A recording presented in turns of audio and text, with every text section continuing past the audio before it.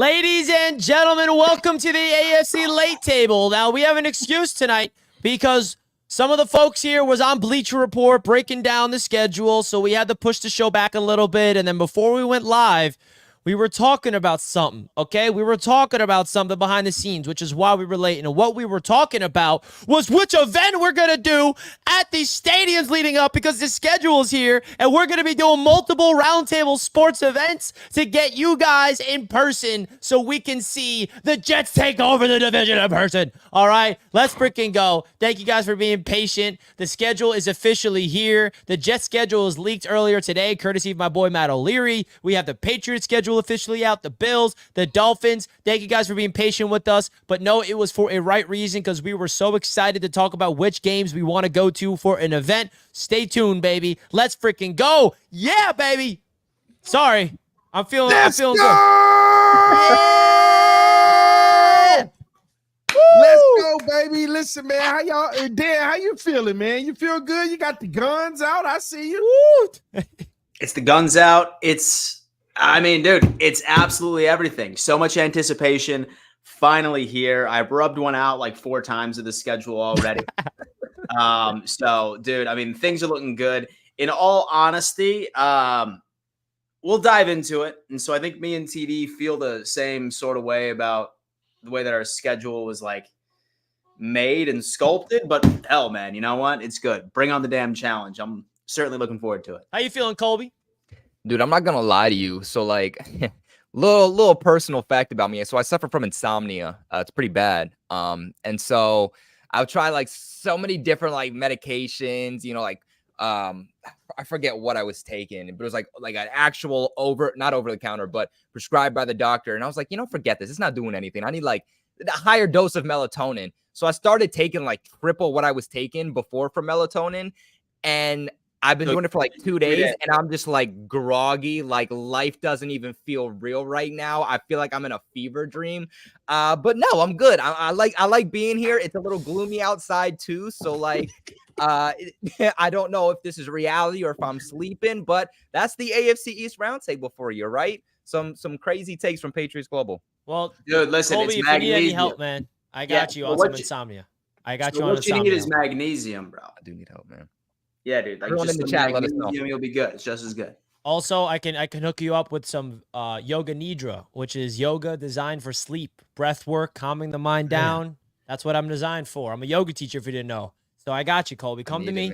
I need it. I got you, brother. Here for you. Oh, man. Hey, Dan, man, raise your arms real quick. Raise your arms, man. Oh, what the? Yo, what the? Yo. Dan needs some Mando. Oh, God, dude. Yeah, please put it on, man. Okay, there we go.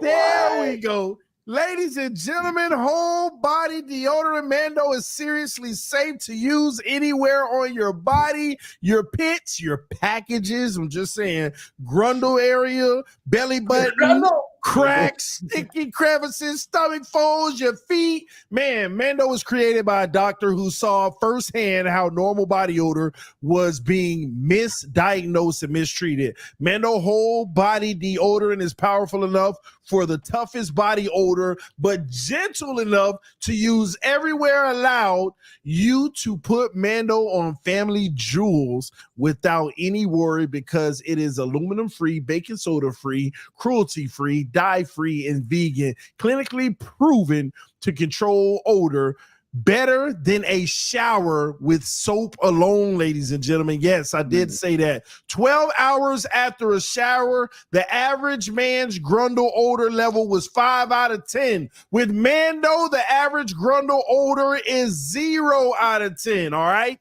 Right now, today, check it out on the site using the link in the description, okay? Mando Starter Pack is perfect for new customers. It comes with the solid stick deodorant, cream tube deodorant, 2 free products of your choice, like a mini body wash or deodorant wipes, and free shipping. Luckily, I have a discount code to help you get hooked on my favorite smelling whole body deodorant on the market. New customers get $5 off your starter pack with our exclusive code. That equates to over 40% of your starter pack. Use code AFC East at shopmando.com. shopmando.com. Check Mando out, ladies and gentlemen. Listen, I'm gonna be honest with y'all. The wife been all on your boy lately. She like, that smell good. What is that? I said, man, it's Mando, man. They reached out. They gave me the good stuff. She's like, okay. You need to go ahead and talk to Mando a little more because I'm loving what I'm smelling. No, this real talk. This is a true story. She loves the smell of Mando. Mount Fuji is my favorite, at least, but they have all type of different ones. Y'all go check it out on the site. The link is in the description of the video. Take advantage of that starter pack using code AFC East. Bills fans and Dan, he needed it, but he fresh. Dude, He's got it, man. I can smell it like from right up here, man. You know what I mean? Most deodorant I have, like I literally need to dig my nose into the crevice to get to it, but this stuff is wafted right on in there, baby. So if you're wondering what a grundle is, folks, Google it. All right, you probably have known it as another word for a long time, but there you go. And guys, it's convenient as well. I just linked it to the top of the chat. If you guys want to support the boys here at Roundtable Sports, a great way to do that is by benefiting your own odor. Okay, you use the code, you get $5 off. It's a very good value for your buck. It's really unique. They have some deodorant cream, which I've never used in my life. You actually like put cream on your armpits and it's deodorant and it works. You don't just got to use the thing. They also got deodorant wipes that comes with the package for free. So if you guys want to take advantage of our code and by supporting the AFC's Roundtable, not only by liking these streams, not only by subscribing, not only by sending super chats, but another great way to support us here and what we do at the AFC's Roundtable and Roundtable Sports is by simply supporting our brands. And we are very, very fortunate to have Mando as being a proud sponsor of the AFC's Roundtable. So big round of applause for Mando. Let's go, TD. Come on now. Show that off. Let's go. You ain't got this one, Dan. This is the new exclusive one. Yo, TD's skin is glowing, bro. That's right. My God. I don't know what you doing, dog, but I got to get on some of that. Oh, you said my skin is glowing? Your skin's glowing, dog. Oh, that's just the filter on StreamYards. I got it turned up. I was about to say, damn, TD, you looking fresh. Hey, I got my Shannon Sharp on right now, man. Oh my goodness. Shout out to Richie Fresh. I'm coming in hot. Richie, I got love for you, but after hearing you glaze Lawrence, I respectfully don't want to hear anymore Josh Allen interception touchdown rate hate. P.S. Colby, 250 milligrams magnesium. You're welcome. There you go. Richie Fresh got your back. I've been trying to tell you that, man. Dan actually has been. Dan's been trying to get me on the magnesium run. So, or the Patriots can just do better, and you'll be better. Richie Fresh. First of all, okay, Josh Allen was an absolute bum in his first 2 years in his career, and then he broke out. Okay, Trevor Lawrence. I'm not even considering his rookie season. I'm not even considering his rookie season. I mean, had Urban Meyer. Okay. I'm giving Trevor Lawrence this chance to break out. If he's the same quarterback, then I'm wrong. But I see a leap this year. That's all I'm saying. Josh Allen is way better than Trevor Lawrence. First of all, I never, ever, ever compare Josh Allen to Trevor Lawrence. I could compare Trevor Lawrence to Tua Tagovailoa. And speaking of that, we got the Jaguars hosting the Dolphins week 1, TD. Is that right? That's right? In Jacksonville? We shall see. No, it's in Miami. It's in Miami. Oh, it's in Miami. My apologies. That's right. Jet Set Fool 24 with $5. Richie Nixon 6. Yeah! Nixon 6. What you got to say about that, TD Fitz Talk? The Knicks are here. Boston. Hey. Woo! You better hope, baby. I'm impressed. I'm impressed.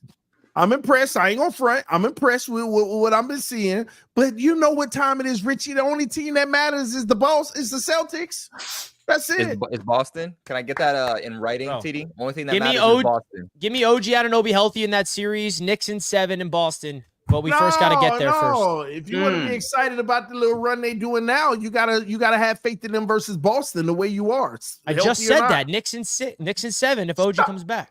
Stop. Even if he did come back or he don't, y'all not winning. OG's the key, bro. I'm telling you. We blew out the Celtics by 40 points with OG. The other games we didn't play with OG, we got killed by the Celtics. He is the key. But I digress. We're not going to go into the NBA talk. The NFL hates Rodgers because of 3 games in the first 10, 11 days. It is what it is. We're used to it. And then he gets a...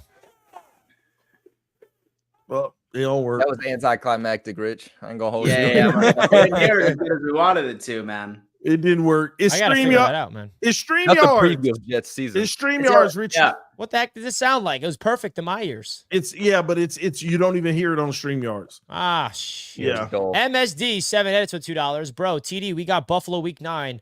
Let's go. Speaking of that, so we want to give you guys an opportunity here. We want to give you guys an opportunity. Okay, how do we do that? Hold on one sec. So our boy Richie is putting together a quick little graphic. No. And no, he's not. I'm putting the email of our AFC East roundtable.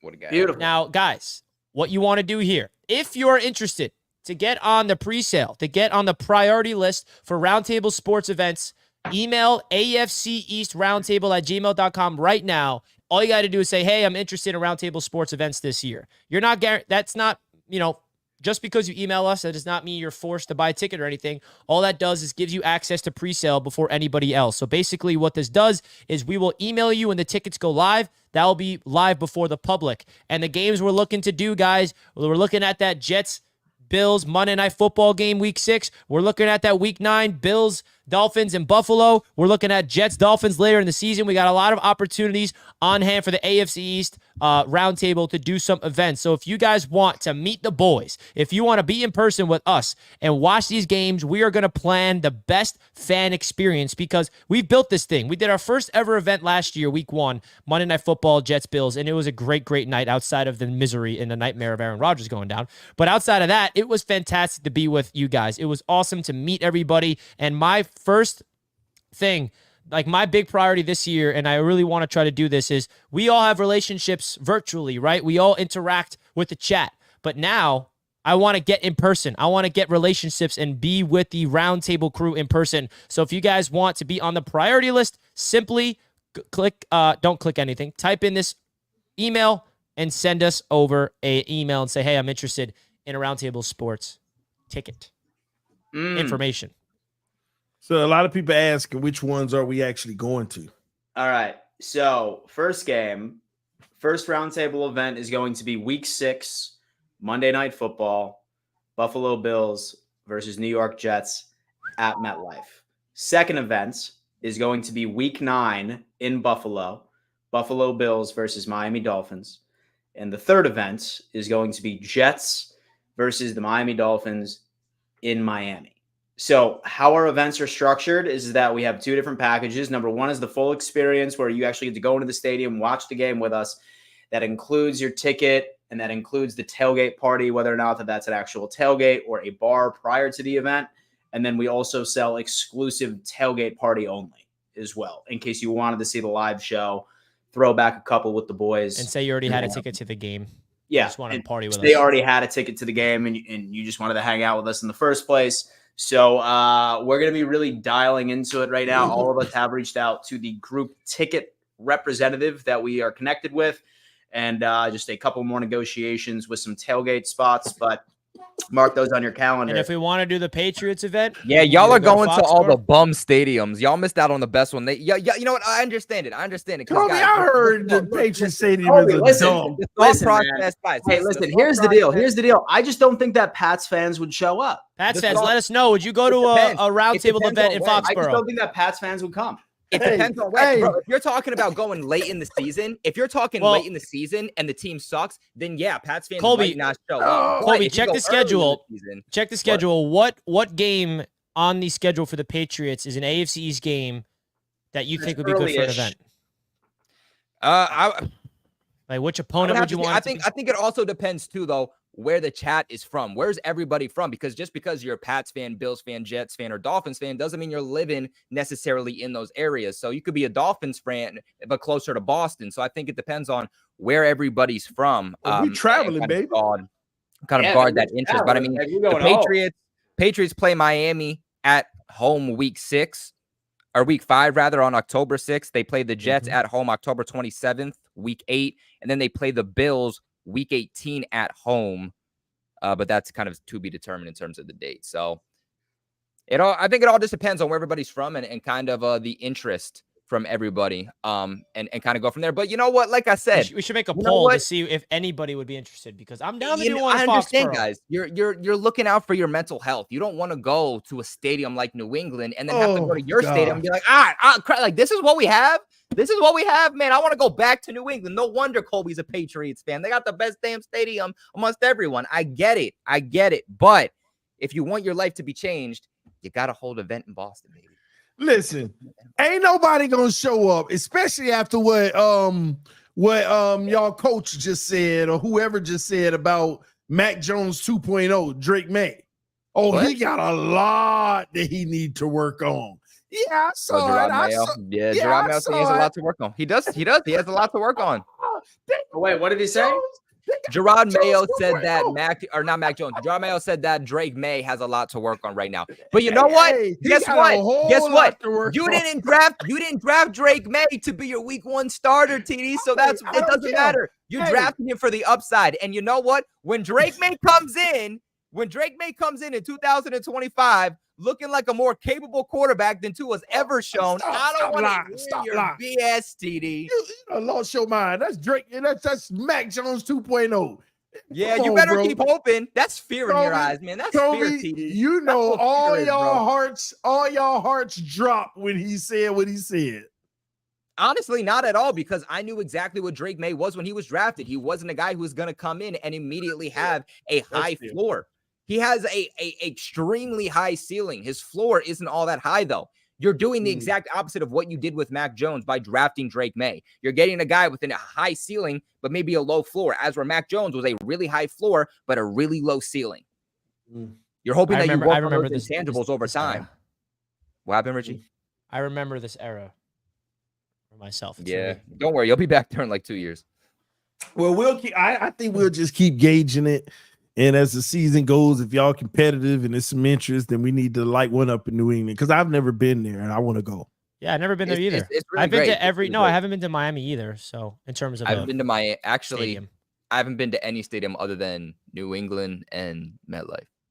Sorry to hear that. I mean, if you wanted to do a Patriots event, Colby, we could. It's a lot, but Jets Patriots at MetLife is our home opener on Thursday Night Football. I know it's not in Foxborough, but that's also an opportunity as well. Just saying. Yeah, I think, like I said, I think it's kind of, you have to see the interest out there, right? And you have to see where everybody's from too. I think you have to go from there, and then you kind of have to make the decision on financially what makes sense. But that's business talk. That's business talk that nobody cares for here. They just 73% is saying no. 27% is down. So that's all we need. 27%. Come on now, folks. Hit the like button. Let us know. People saying yes. We got. Bro, TD, we got Buffalo week 9. Let's go.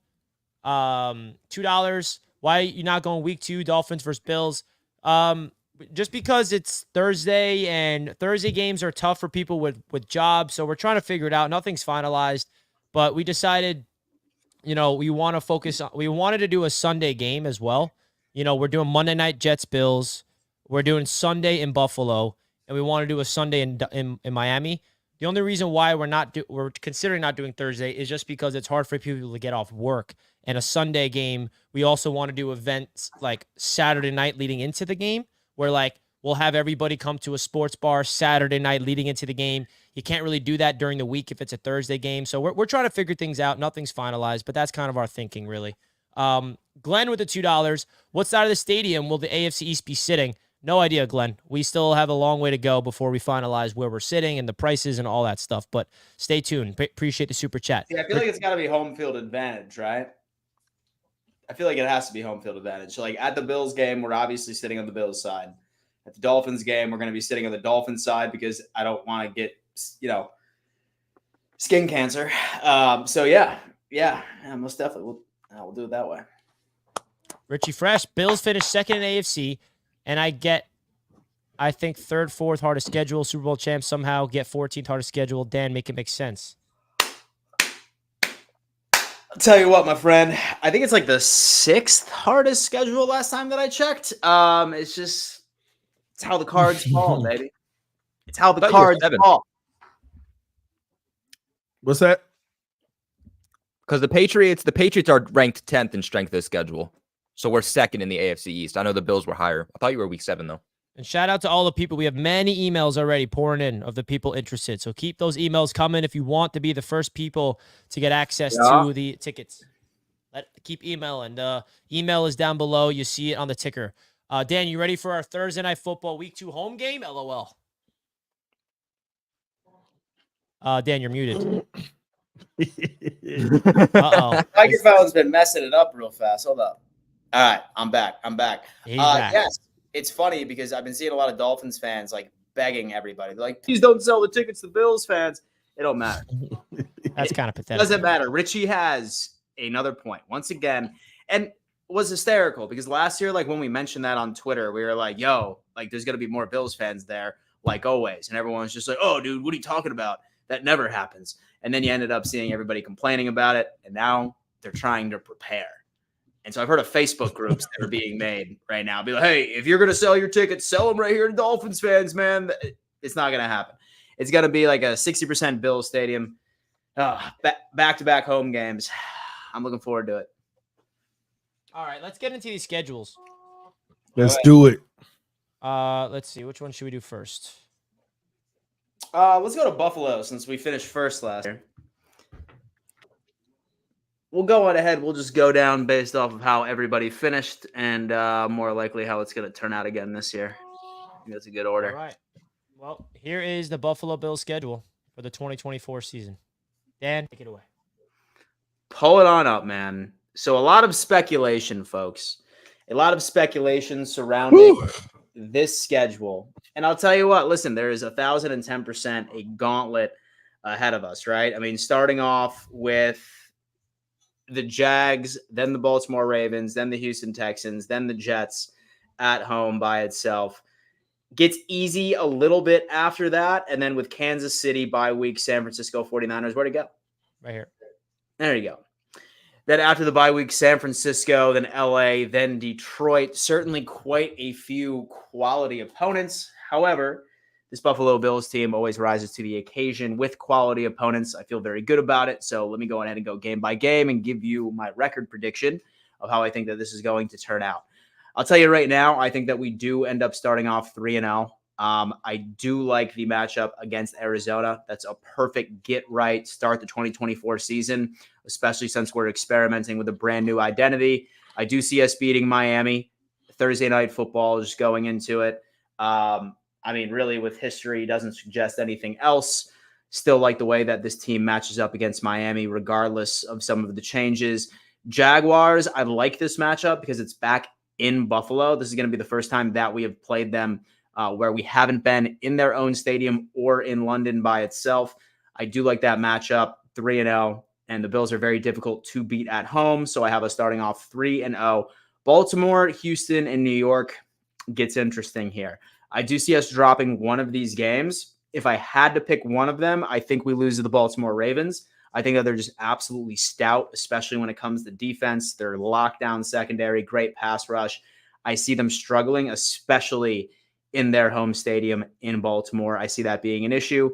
Houston Texans, I see us beating them. Their secondary is still very, very suspect. Run defense is not ideal either once you get past that front seven. They struggle particularly against mobile quarterbacks. Perfect example was the Lamar Jackson style. So I see the Bills taking care of business there. The New York Jets is going to be a pound-for-pound match, right? I think the Bills get the edge here because this is going to be the week following that the Jets come back from London.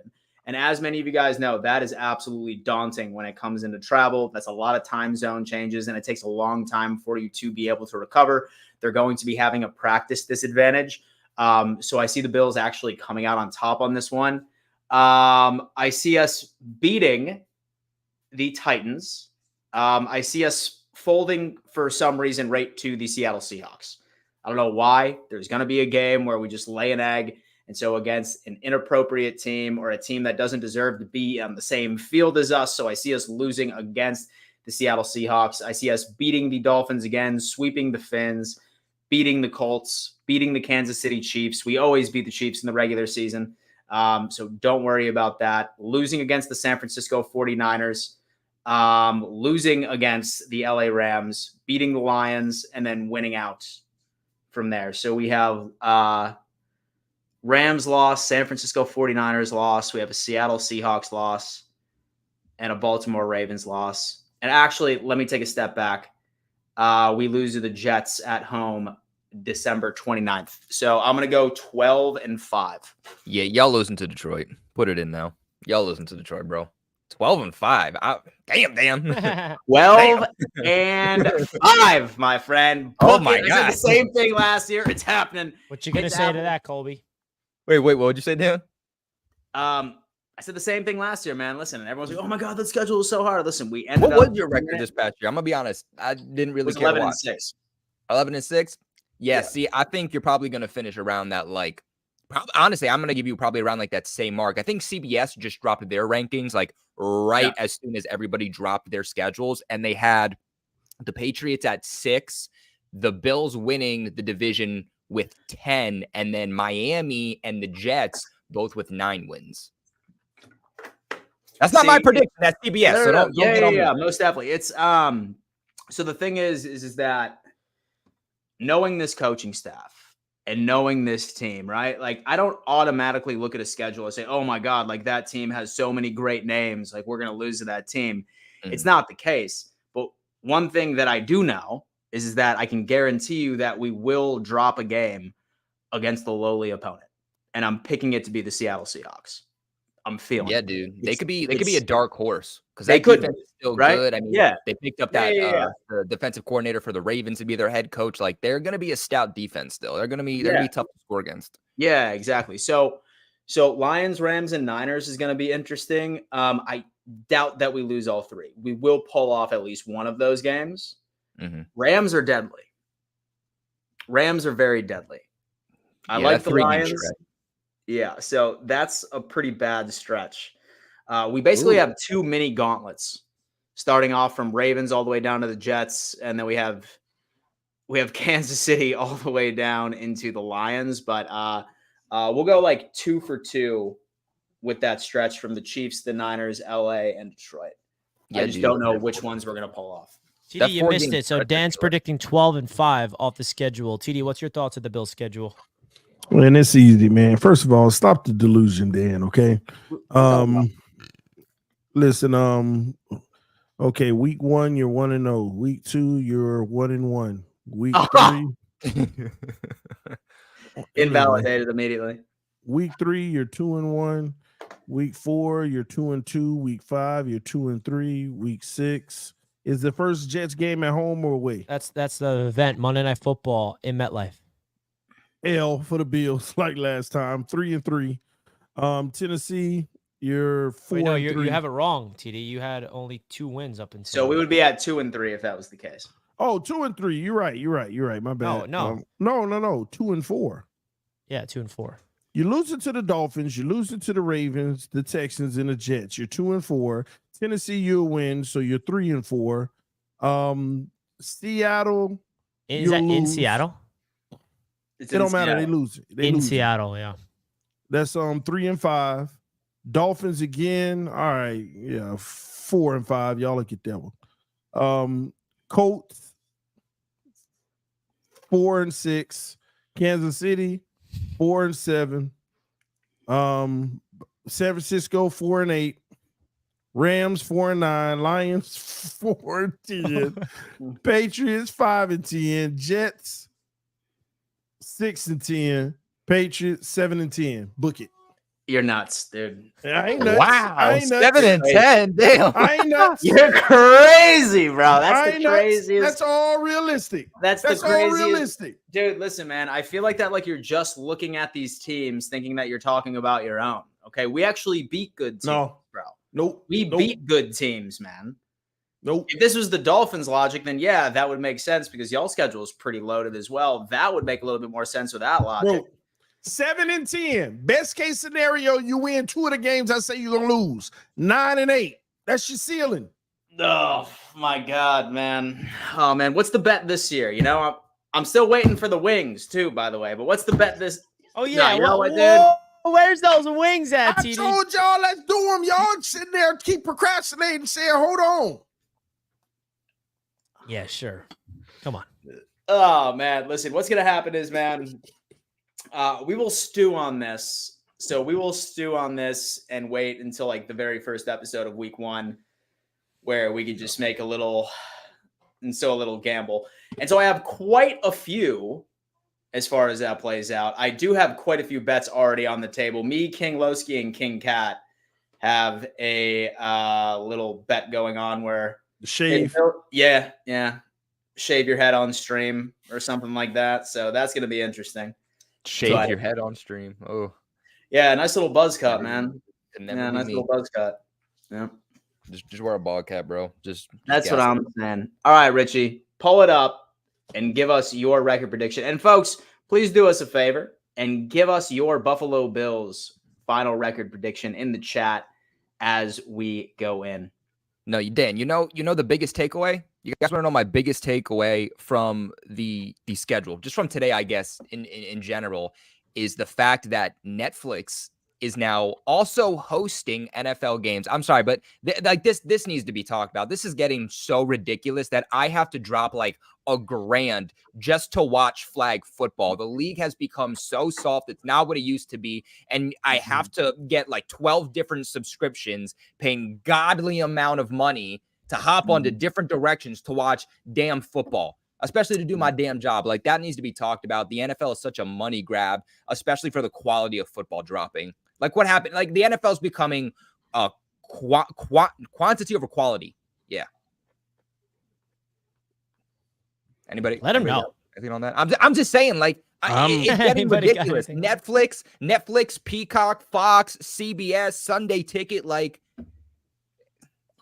I don't mean to sound like all extra and stuff, but I don't be tripping about this stuff because I got all this stuff already anyway. Like every single one of them. So when I ended up seeing that tweet too, I was like, damn, is that how much I pay? A year? I'm like, fuck, dude. Like, I was like, I need to start budgeting better, dude. I was like, I gotta start budgeting better, man, because I already pay for that shit. Yeah. You pay for like CBS, Fox, all that. See, I don't be paying for all that. Well, I got cable. So cable gives you access. Oh, dude, you got cable? Who pays for cable still? How do you watch football? I mean, that's why I have it. I got Sunday Ticket. I had a cable game. I had a cable games going because you can't watch the aired games on Sunday Ticket. I got the cable games going. I got the Sunday Ticket going on the Multiview. I got Peacock, all of them, Prime, whatever. So, Colby, here's another thing as well. Like, since this is like your thing, like that's a tax write-off for you too. Oh yeah, no, I know. It's just annoying. Which is true. It's just annoying. So, know what I'm saying? Anyway. Whoa. All right. Richie. We have some super chats, I think, that flooded in. One of them. No. This one. Indica, smoke weed, you sleep like baby. Go Jets. Hey, I am an advocate. An advocate for the Zaza, baby. That's what it is. I am a proud medical marijuana patient. Do gummies do the same thing, or does it have to be like smoke? Because I'm not really like a the gummies do it. There's tincture, which is like a oil drip. There's a lot of different options. Midnight Hood strikes back. TD's capping. NM him. I don't know what that means. He knows Bills. Never mind him. He knows Bills going 13-4, 14-3. Bills beat the Dolphins twice. Book it. Which y'all say y'all were going 13-4 and 14-3 last year. What happened? What happened? Bills fans that want to get mad at my prediction. Baby. It's a new season, and we don't have a child calling our offense anymore for half of the season. That's what it is. It's the Joe Brady era, baby. It's the Joe Brady era, and y'all already got a taste of it. And y'all lost to the Jets week. Look at his smile. Now you see the whole damn thing. And fun fact, dude, Joe Brady was still using Ken Dorsey's playbook. We didn't even see what this man's cooking up right now. Things are about to be immaculate. These excuses are real, man. No, it's not excuses, man. Listen, I think if anybody has any hill to stand on, man, my hill is the only one that is currently built. All right? I am standing on a hill of receipts. Oh, my God. All of you are sitting on a hill of hope. Receipts is what I'm standing on, baby. It's ridiculous, man. That's what I'm talking about. Anyway, Richie. You want to see the Jets, Patriots, or Dolphins? So I wanted to hear y'all's takes on the Bills record first. I can't buy. So I think the Buffalo Bills are winning 10 games. Can you blow it up? Blow it up? Yeah. Like make it bigger. Your eyes Like make hurt? it bigger. Nah, man. No, it. it is just me. Never mind. I see it now. I was just trying to see the times for these games. I got them winning 10 games. 10-7. 7 seed. Come on, Dan. You're in the playoffs. I think it's just hard to say that you're going to be a 10-7, better what is that, team wild than card? last year. Wild card, baby. You have what, a harder schedule? I don't know where you ranked in strength of the schedule last year, but I would assume that you have a harder schedule this year. Plus, you lost some big pieces, especially offensively. I think you're just mindfully kind of wishing and hoping that these young rookies and new pieces are kind of going to just come in and immediately replace what Stephon Diggs was able to do. And I think it's very clear that the Buffalo Bills know too just how big of a loss Stephon Diggs is. I mean, how many receivers have you picked up in free agency and drafted just to replace? I don't want to say one guy because you also lost Gabe Davis, but I mean, again, you lost your number 1 wide receiver and your number 2 wide receiver. You're bringing in really, I don't want to say completely new receiving core, but a lot of guys are going to be asked to play in roles that they didn't have to play in last year. A lot of guys are coming in that are new and are going to have to adjust. And with just how hard your schedule is, again, it's just hard to imagine that you're going to be a better team than you were last year, especially at least to start, maybe throughout the season and towards the end of the season, that's when you gain momentum and you start to pick it up and you build continuity and you build chemistry. But at least to start, you have to realize that you guys are going to go through, growing pains, especially when you look at the beginning. I mean, week 1, that's not too bad. Week 2, that's a game that, you could win, you could lose. It could go both ways. You end to the Jags, I think it goes both ways also. But then, you start reaching games like the Jets, the Texans, the Ravens, then you got the Seahawks, you got the Dolphins again. You start going on this run to where if you don't have all your pieces in place, it's going to be hard to win those games. So, I think 10, 11 games max, I think is where the Bills are looking. So I would be completely fine with 10 to 11. So I have 12-5 just because normally I would agree with you. It's like, hey, like you ended up losing your wide receiver 1 and your wide receiver 2. Say, for example, that we had an offensive coordinator that had that sort of spread offense style that loved to stretch the field, then I would agree with you. But that's not who Joe Brady is. And he put that on full display the second that he took over, especially with the utilization of both of those guys going off. Like you look at the way that both of those offensive coordinators called offense, those two sort of players and a Diggs and a Gabe Davis just didn't fit in there. And we were able to succeed. And quite frankly, I think some of the receivers that he ended up bringing in not only have a significantly better drop rate, which was one of the biggest issues for the Buffalo Bills, but at the same time, like now we have like sort of like a huge utility tool set of receivers that are very good at their one specific job. So that's why we're optimistic. But I'll tell you what, I do appreciate your analysis. And I got more. Richie giving me 10. And I got more. I got more. I don't want to hear anything that you have to say, bro. I got more. Can you pull it back up, Richie? Let me show you why y'all screwed, Bills fans. I want y'all to start at the beginning, right? Cardinals, y'all will wipe the Cardinals out. But here's one of the issues y'all need to be honest about, okay? On the 8th, that's a Sunday. Y'all not gonna come in the building on the 9th. You're gonna get the game plan on the 10th, okay? And then on the 11th, you're probably traveling to Miami. And you got to go on the road to Miami. At least we get even though it's a quick turnaround for us, at least we're home. That's number 1. Y'all got 4 days later, y'all got to play a Thursday night game. Y'all ain't even going to get much practice in. And you're on the road. We're at home. It hurts us too, but at least we're at home where we don't have to do all the travel time. Okay? I ain't gonna lie, though. There you go. You got it. Here's the next problem with your schedule. Okay? Let's go to September 23rd, Jacksonville. That ain't a cakewalk. That's going to be a tough game, but you may win that game, right? But here's the problem. You got 3 road games in a row, and none of them a cakewalk. 2 of them primetime games. You got Baltimore, Houston, and the Jets, all 3 on the road, back-to-back-to-back road games, traveling in primetime games. That ain't no easy, man. Let's be real. Y'all got a lot of traveling during that stretch. That is not cool for y'all.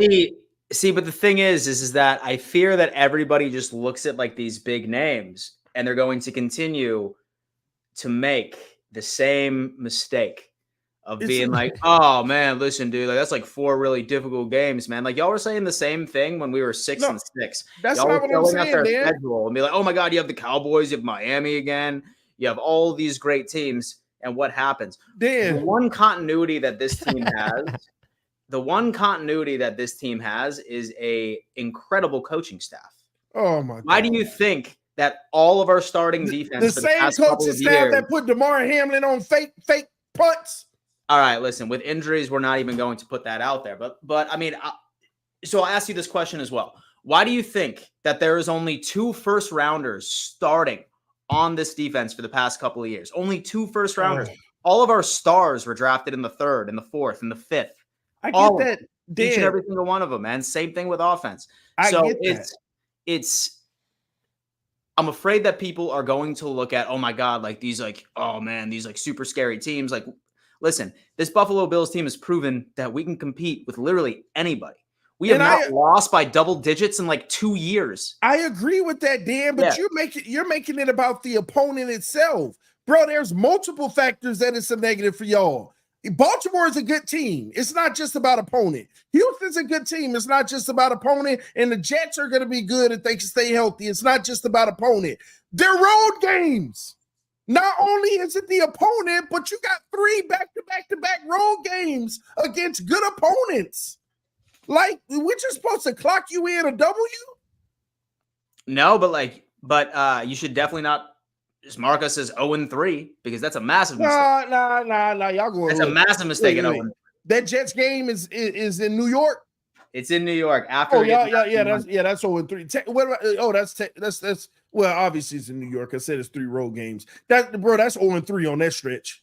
Let's not forget though. Let's please not forget the other stretch of the schedule. You got the Chiefs in a bye week, and the Niners. And the Rams and the Lions. You don't even benefit from your bye week because you're going to get smashed on both sides of it. Listen, man. The Chiefs are going to smash That's the one part of the schedule. Y'all going to take a break from getting smashed in San Francisco. Going to smash y'all. And y'all going to feel violated and lose the Rams and the Lions on the road. When will y'all learn that we are immune to gauntlets? Stop. When will you learn? How many times do you need to make the mistake of looking at all these beautiful names, dude? Oh my God, y'all are going to beat the Cowboys? Y'all are going to beat the Dolphins, man? Dude, listen, our 2023. Listen, bro, at the end of the day, like I said, I am the only one on this roundtable that literally can make any take based off of history, based off of receipts. Everything that you guys say is either through hope or speculation in which is behavior that typically turns out to prove me right and you wrong. So what did I say? I'm not saying that this team's going to go out there and go 17-0, man. I'm not saying that we're not going to drop a game against San Francisco or LA or Houston or Baltimore. But I am terrified that you guys are literally trying to build yourselves up and think that any team that is considered to be a quality playoff contender, automatic loss for the Buffalo Bills, when we have not lost by double digits, by 2 scores in, help me out, Bills Mafia, what is it, like 3 years? I think the last time the Bills have gotten blown out by anybody. You're still lost. I don't care how much it is. It's still a loss. But that's why I'm saying it's dangerous. Pull it up, Richie. I'm saying it's absolutely dangerous for you to think that we stand no chance whatsoever in 3 games in a row. McDermott has never lost 3 games in a row his entire career. Nobody said you didn't stand a chance at all. Yeah, you got a chance to win some of these games, but Dan, you are ignoring the fact that you play the Chiefs, which they're gonna run through y'all. You have a bye. Let me finish, Dan. Not this year. Let me finish, Dan. You play the Chiefs. They are going to run through y'all. You're gonna feel violated and get your little rest on the bye week to try to recover. Then you're gonna go. What's the next one, Richie? What's the schedule? Then you're gonna go out to San Francisco, and they are going to host them in Buffalo. In Buffalo. See, your 2 home games, that's a shame, are 2 of the best teams in the league, which you're going to take L's from. And then you got to go back on the road to the Rams and the Lions? Dude. Bro, that is a 4-game stretch that, Dan, That's a 4-game stretch. Y'all might go 0-4, bro. Y'all go on now. Lucky y'all gonna win the last 3 games. Lucky y'all. Hey yo. Yeah, they gonna beat y'all the second time though, Richie. That's fair. Yeah. How the hell did you get the Patriots 2 times in the last 3 They weeks? always That's looking crazy. out for these bums. All right. They're gonna drop one of those. So Let's go, so Kobe. when it comes- Yeah, go Kobe. Let's all talk about Kobe. So- I'm just talking facts here. I ain't even being biased. I'm just saying the real shit. Y'all, Like, y'all That is call true, it- man. The Patriots can beat the Bills. They did. they it many beat the times. Bills last year. Like, let's not act like it ain't realistic. Yeah. So at the end of the day, I'm standing on business. And I think once we reflect, as we do every year of Roundtable Sports, that we will all say the same thing. Dan was right. I don't know You how might many be. times. I feel like I don't got know some how super many chats. times. Dude, listen.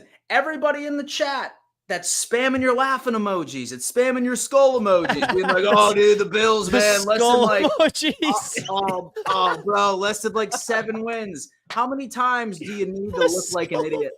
How many times do you need to look like a And the skull dumbass? emojis. Is it 4 times in a row? It's gonna be 5 times in a row now, baby. All right. So Listen, have fun because I sincerely enjoy watching all of you with your tails tucked between your legs at the end of the year, No. being like, "Oh, Dan, you're right. My Dolphins, man, No, they no, really no, pissed me Dan, off, see, dude. see, The Jets, see, man. Oh, dude, those fucking Bills, dude. Like, dude, it's gonna happen like it always happens." Dan, Bills fans calling me a hater. Bro, when I break down the Dolphins schedule, it's more wins than y'all, but it ain't pretty. It's not gonna be dude. pretty. Pull up the Dolphins schedule. No. Pull it up. Yeah, we got it. Before that, You we got guys some get it. super chats to go. We'll get the Dolphins next. What happened to winning the division, TD, last year, says Izzy? With injuries, it's like the Jets. They happen. Glenn, $10. With Sunday Ticket Prime, YouTube TV, Peacock, it will cost you about $400. And that is if you get Sunday Ticket now with YouTube TV right now. Wait, how much? 400.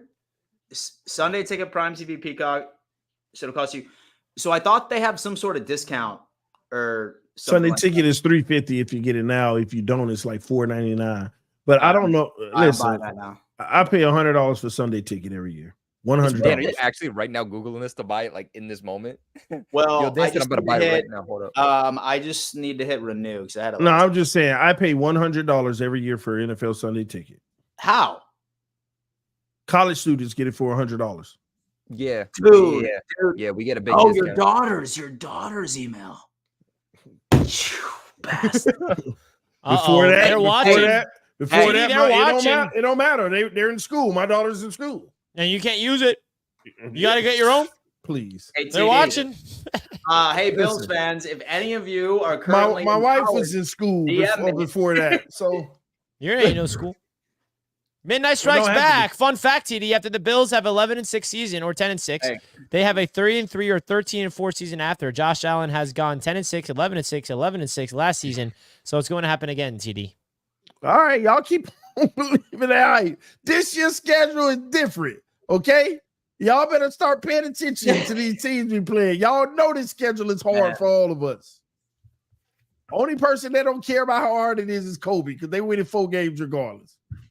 Yeah, Appreciate you the funny, super TD. chat. Appreciate the super chats. Mike L says, Dan, you need to go to the gym to wear that tank. Thank you, bro. Bills haven't won less than 11 since 2019. Stop it. All right. You know who the Bills got in 2019, TD? We Who didn't they get got? dates till 20 2020? You won 11 games without him in 2019? with John Brown and Cole Beasley. Dogs. Dogs. No, Josh Yeah. Allen. They always look out for him Thunder Dan sipping the Kool-Aid, LMAO. every time. Well, I mean, I'm doing something right because it's a hell of a flavor, my friend, because it tastes sweet all year. Richie Fresh is back. Thank you for another super chat. Thank you guys so much for the generous super chats. Dan, TD, the same guy that thought the Bills were screwed after bye last year. What happened? And stop with the Butterfinger, Davis, and decoy Diggs. We gave y'all the division, man. Y'all were at our mercy. Yeah, I don't know about that. Richie, thank you so much for the super chat, my man. Really do appreciate it. Let's get Thanks, into the Richie. next schedule. You got our schedule, Richie? I got everything prepared. You know what my graphic's going to look like, though. I feel like this is such a mid graphic by Miami. Come on, guys, do better. I feel like it's just 90% white. I can't wait to show you my graphic, Colby. Get NFL. Wait, Sunday. did you make it? Ooh, okay. Jets Media. Now I'm excited, Richie. Damn. Oh, yeah. So it's only $289 right now, folks. It's $289 for who? For Sunday ticket and Red Zone.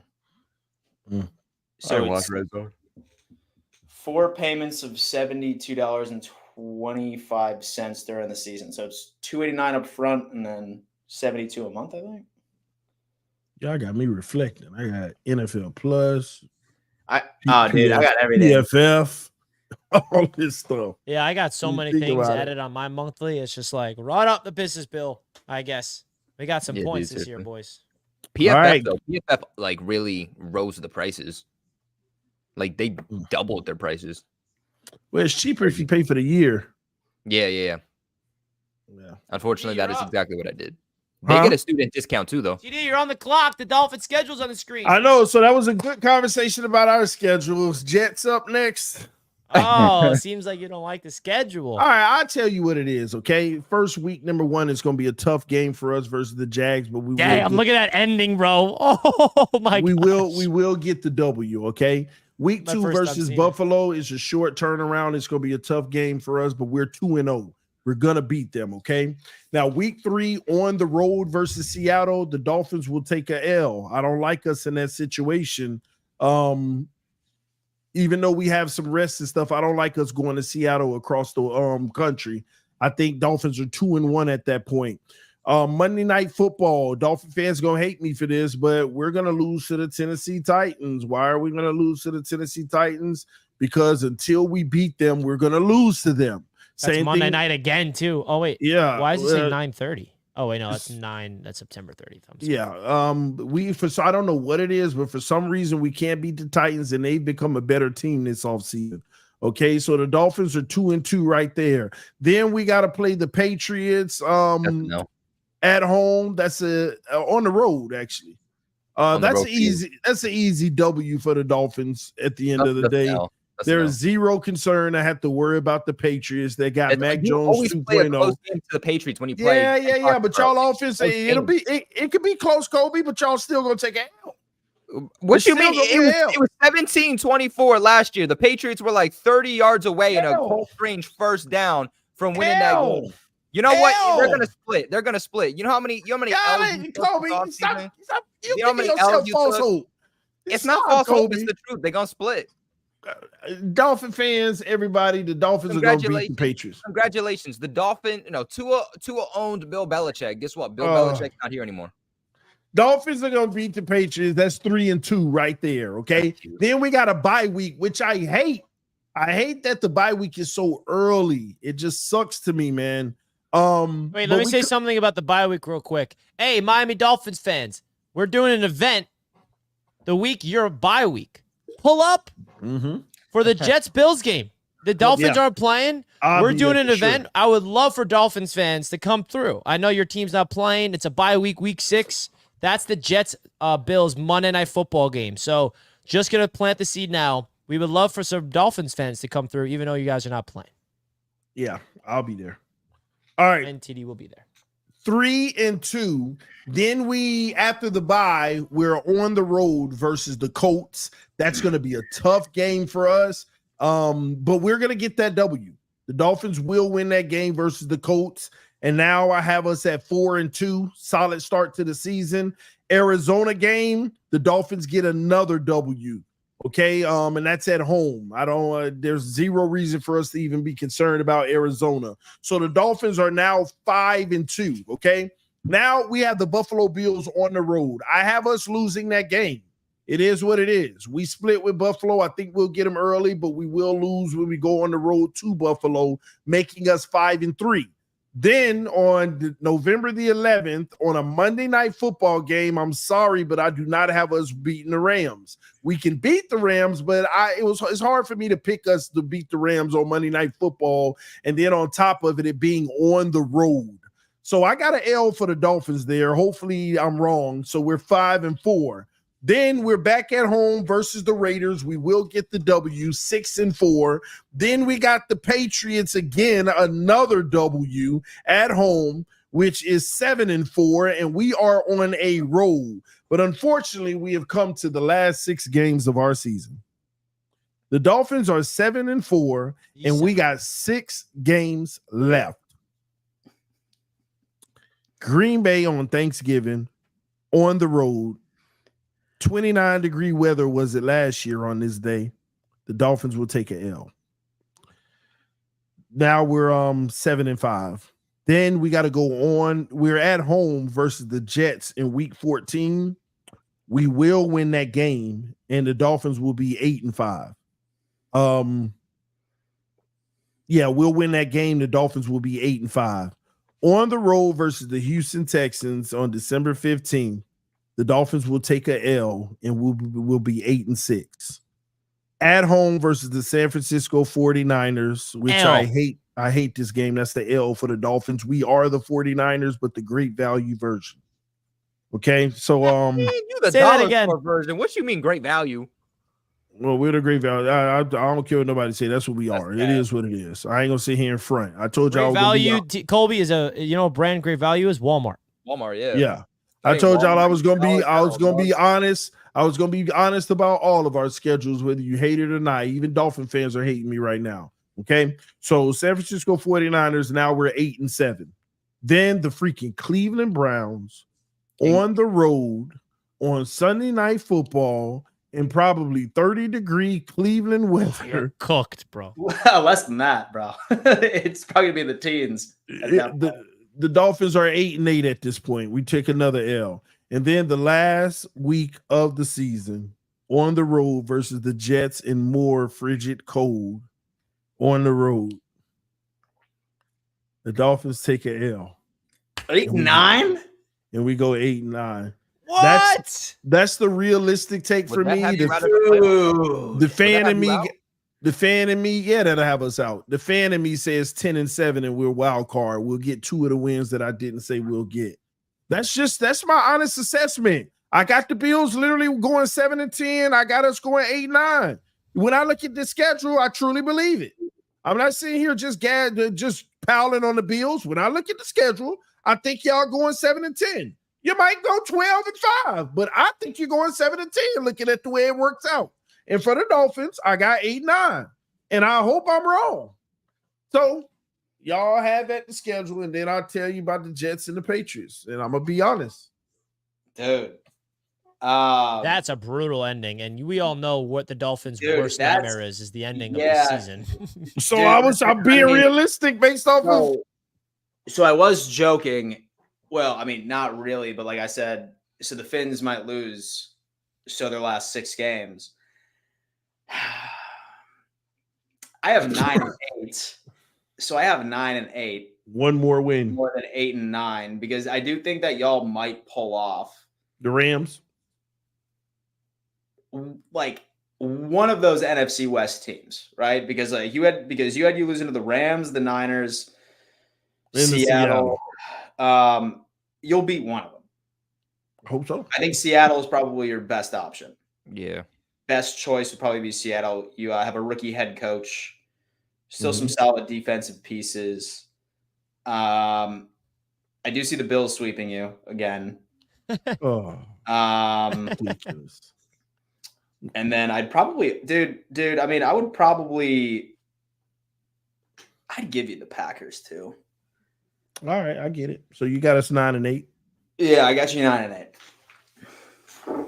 First thing I want to say, we have over 700 people watching right now with not even 200 likes. Folks, if you're enjoying the show here on the AFC's Roundtable, 700 likes the first time we hit this mark all offseason. Guys, smash the like button if you're enjoying the show, and don't forget to subscribe to the channel. We're trying to get to 15,000 subscribers, okay? Help us out. Let's get to 15K. If you're new to the show, welcome to the AFC's Roundtable. We're excited to be launching the 5th year of this channel, 5th year of the AFC East Roundtable together. We're launching a whole network this year. A lot of fun things. Subscribe. Hit the like button. Let's get this to way over 300 likes right now if you're enjoying the show. It should be 300 within a snap of a finger. Let's freaking go. Let's freaking go.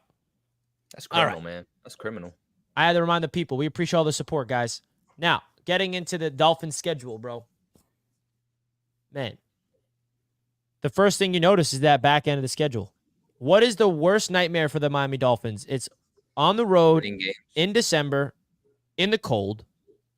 Okay? That's a brutal end. Starting with Green Bay, and then having the Jets at the back end of the season is going to be interesting because we don't know what type of Jets team we're going to see at that point. Hopefully, as a Jets fan, we're healthy. And when I say that, I mean, Aaron, just be with us at this time. That's all I ask for, bro. Like, I can't handle. Even though I will say, I got confidence in Mr. Tyrod Taylor if we have to. Oh, his- my God, gosh. Richie. It's an L if do. y'all got Tyrod. I do, bro. What are you talking about? We won Y'all 7 ain't- games y'all ain't beating with us with Zach no Wilson, Tyrod. bro. Y'all ain't You know beating what, us with Richie? no 7 Tyrod. games You know what, with Zach Richie? Wilson. Richie, you're right. You're right. Don't even throw Aaron Rodgers out there. Just put in Tyrod Taylor the entire season. I agree. That's your best chance of winning. Let's Bro, do it. I'm not saying we're going to the Super Bowl with Tyrod Taylor, but with how good this Jets team around Tyrod Taylor is, I have confidence we can win football games. 100%. Well, guess what? You'll be adding wins in our Why are we column. pretending Tyrod Taylor's a bad quarterback? I He's didn't a say career, that, but y'all career ain't beating us 28 and with 28. Why are we You're- pretending he's a bum? Because he's not. But you're not beating us with him. Yeah, we are. Once we are. But listen, man. You can throw all the hate you want to Tyrod Taylor. You want, but he's about to take over the league because he's not playing. Because Aaron Rodgers is healthy all 17 games. Come on. But all in seriousness, I think that the Miami Dolphins have to take advantage of the early part of their schedule and get a really big cushion. And they have to prove to win against good teams. Why can't you beat the 49ers at home if you want to win a Super Bowl? Why can't you go on the road in Cleveland and beat the Browns if you want to make a playoff run? Those are playoff games, right?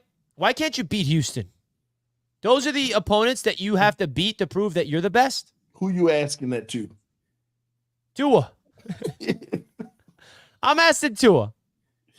You get paid 50 plus mil, you got to beat those teams. I know quarterback's not a winning stat. I get that. But he's got to perform, man, and put that team in a position to win. He ain't got to because he's going to get paid before it, so it still won't matter. Because you have, like, this is the part of the schedule that's tough. You know why? The last 5 games are, again, I mean, we'll see what the Texans' defense is like, but the last 5 games is a defensive gauntlet. You have the Jets twice. Houston's defense is getting better in year 2 of that system. San Francisco and Cleveland are top tier. So that's going to be interesting, man. With Houston's secondary is still terrible. You don't like Stingley? Derek Stingley? He's okay, but that's it. He was drafted There's a over lot of Sauce, by the way, weaknesses. if you forgot. So there is a lot of weaknesses outside of Stingley. I got the Dolphins going 10-7. I got the Miami Dolphins and the Buffalo Bills going 10-7. I think that's fair.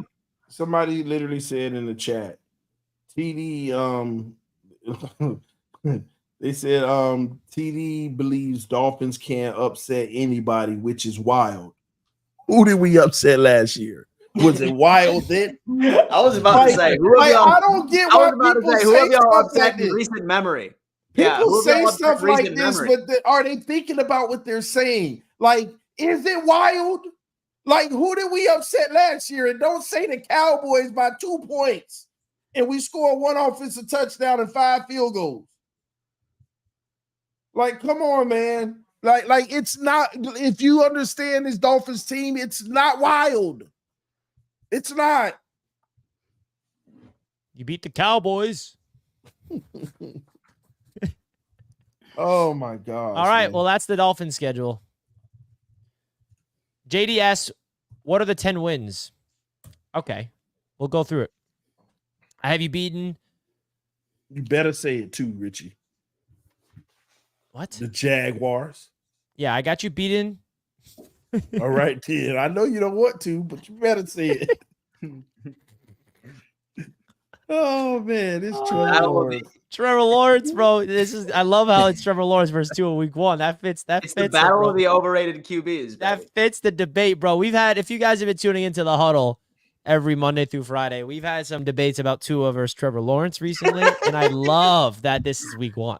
That's going to be. We're going to talk. We're going to talk about that for a long time.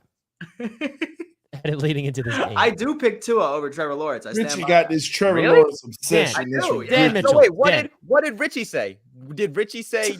Trevor He's on Lawrence. Team Trevor. He's on Team Trevor. Respectfully, I would like to see what Trevor could do with the same supporting cast. Respectfully, the point is, if you're the Buffalo Bills, you're the New England Patriots, you have to choose one of the two quarterbacks to be the face of your franchise. Trevor Lawrence or Tua Tagovailoa. Who are you choosing? Tua. Well, no, duh, you're taking Tua. He's literally the franchise, your entire franchise, the face of your franchise right now. No, duh, you're gonna take Tua. Are you taking Tua too, Colby? Respectfully, no, just because I think the ceiling of Trevor Lawrence is higher. I just think that right now Tua has a better supporting cast, but also I'm also looking from not just a talent standpoint, but I'm also looking from like longevity. I think that Trevor Lawrence is going to also play a lot longer than Tua is going to. And I get called ridiculous and a hater and everything when I say that. Tua over Drake May. How about that? You don't know what Drake May is, so congratulations. What's the email? This is the email, Mr. 305. It's on the bottom of the ticker, AFC's Roundtable. I also noticed Ruben, the member, our Houston Texans representative in the chat talking that smack. Halloween is going to be scary for the Houston Texans coming back to MetLife Stadium where CJ Stroud looked like a bum again. Woo! Ruben, I'm ready for you. You know what's happening. The boogeyman of the Jets defense is going to spook CJ Stroud yet again on Thursday Night Football. Well, it wasn't on Thursday night last year. It was a Sunday game. Hopefully you don't have the rain to make excuses or the injuries to make excuses because the New York Jets defense is about to ground CJ Stroud, and he's going to have the worst game of the season against the New York Jets. Outside of that game, Ruben, CJ Stroud MVP level. That game, no MVP level for you. Just like last year, baby. Just like last year. All right. Let's get into those Patriots schedule. We'll save the best for last in the Jets.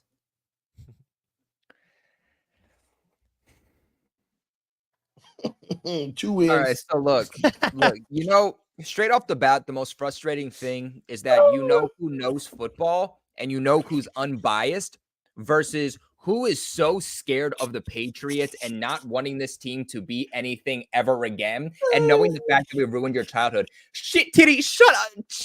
I don't know if this family comes. Hey, Kobe. Look, Titty, shut. No, I'll let you go. Go. Hey, Richie put the schedule back up. I looked at the schedule and I immediately said, oh, man, it's only one win on the left side.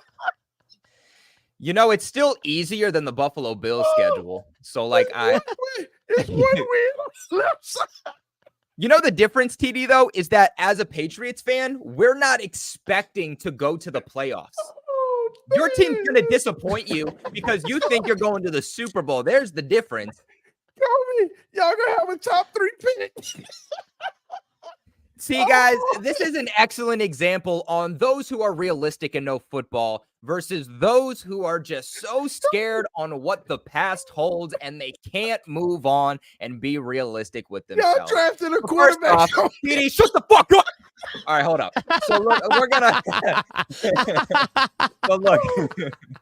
First thing I'm gonna start off here. Oh, he got the Kobe.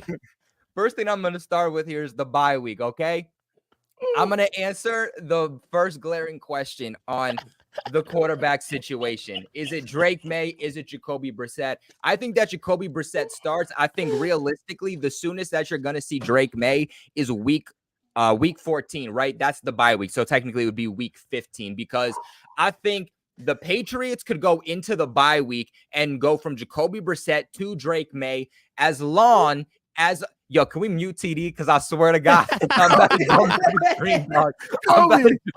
Put it back on, Richie. Put it back bro. on.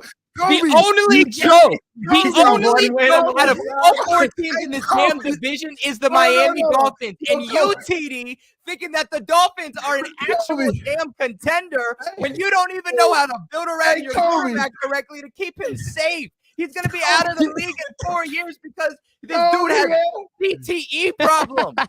Kobe, you're supposed to break down the whole schedule and you started off with the bye. Hold on, Titty, you wouldn't let me break anything down because the entire time Titty's in the background going, oh my God, bro.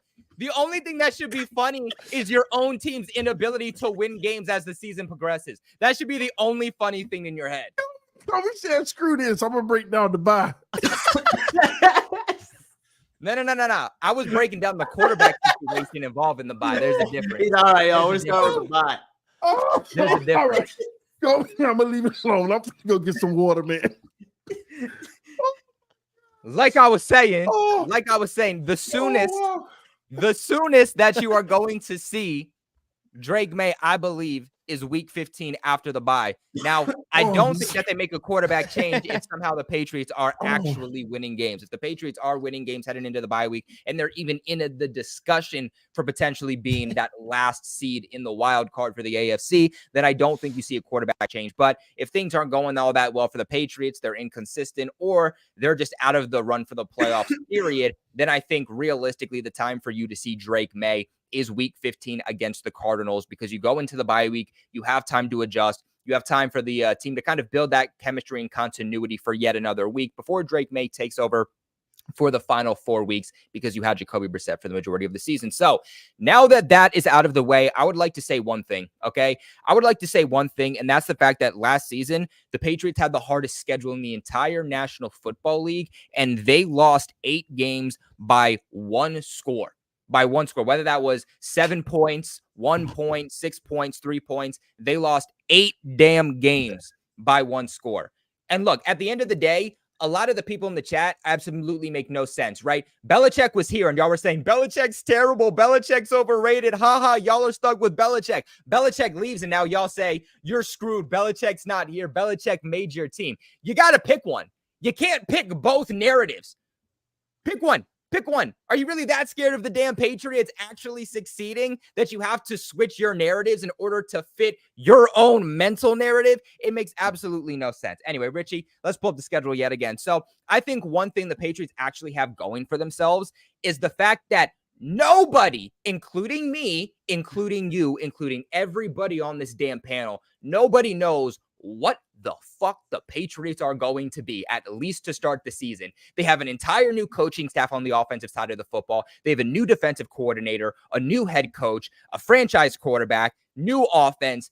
The only thing that is not different about this team, quite literally, is the defense, which is going to be top 5 in the entire National Football League. And if you think that's a debate, then please just log off and go learn female football, or I don't know what they're calling it these days, women's football or something. But anyway, breaking down week 1 here immediately, I have an L for the New England Patriots. This is going to be on the road. The Patriots didn't start on the road. I think the last time they did was 2016, where they played the Cardinals. That was Tom Brady's 4-game suspension. They went on to win the Super Bowl. But I think that this game could be a toss-up. I think really for not just the Patriots, but every single team in the NFL, week 1 comes down to which team prepared the best for week 1. Week 1 is not about the most talent. It's about who prepared, because nobody's up to speed with playing football just yet. But, I think it's going to depend with Joe Burrow too, who didn't really get to play a whole lot of football last year, was dealing with a season-ending injury, so he could be coming back slow. But again, at the end of the day, do have the Patriots losing this one.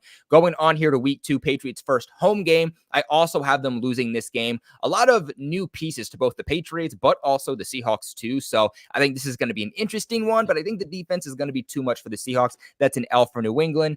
This is where it's going to get interesting, and Richie, buddy, I'm going to need you to listen up to this one, but do not go off on me. This is at MetLife. I actually do have the Patriots splitting with the Jets. With that being said, I have the Patriots actually winning this game against the Jets. For some reason, anytime, there's been very few times, but the few times in the last several years that the Jets have been able to beat the Patriots, you've beaten the Patriots at Gillette Stadium, not at MetLife.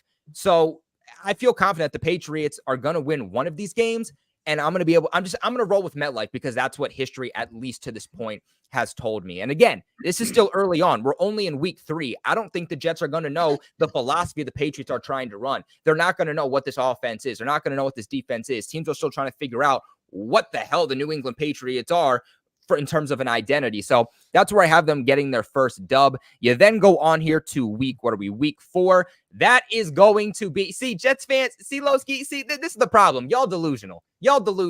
I'm backing up what I'm saying. You know what? Just because I'm not saying that the Jets are going to win the Super Bowl and they're going to win 13 games and blow out the Patriots, all of a sudden you're mad, right? It's the narrative. It's the narrative in your own mind. When you don't like it, you go crazy. But anyway, moving on here to what is this, week 4? I do have the Patriots obviously taking that L. It's against the 49ers. I feel like I don't have to say anything onto why they are going to lose that game. Moving on here to what are we, week 5? Also have the Patriots winning. I got the Patriots winning that game. TD, you heard that right. Why do I have them winning that game? The Jets? No, I have them winning the game against the Jets, but I have them winning against the Dolphins too here in week 5. Colby, you can live in the delusion all you want. Yo, it's true. Colby, there's not a win on that left side. I don't see a one win. Left side. Listen. Left side is. Listen. Yo, I feel like I'm in preschool and I'm teaching preschoolers. Listen. 1, 2, eyes on me, bitches. All right. Anyway, moving up here though. So I do think that the Patriots are going to split with the Dolphins. Good job. Tua owned Bill Belichick.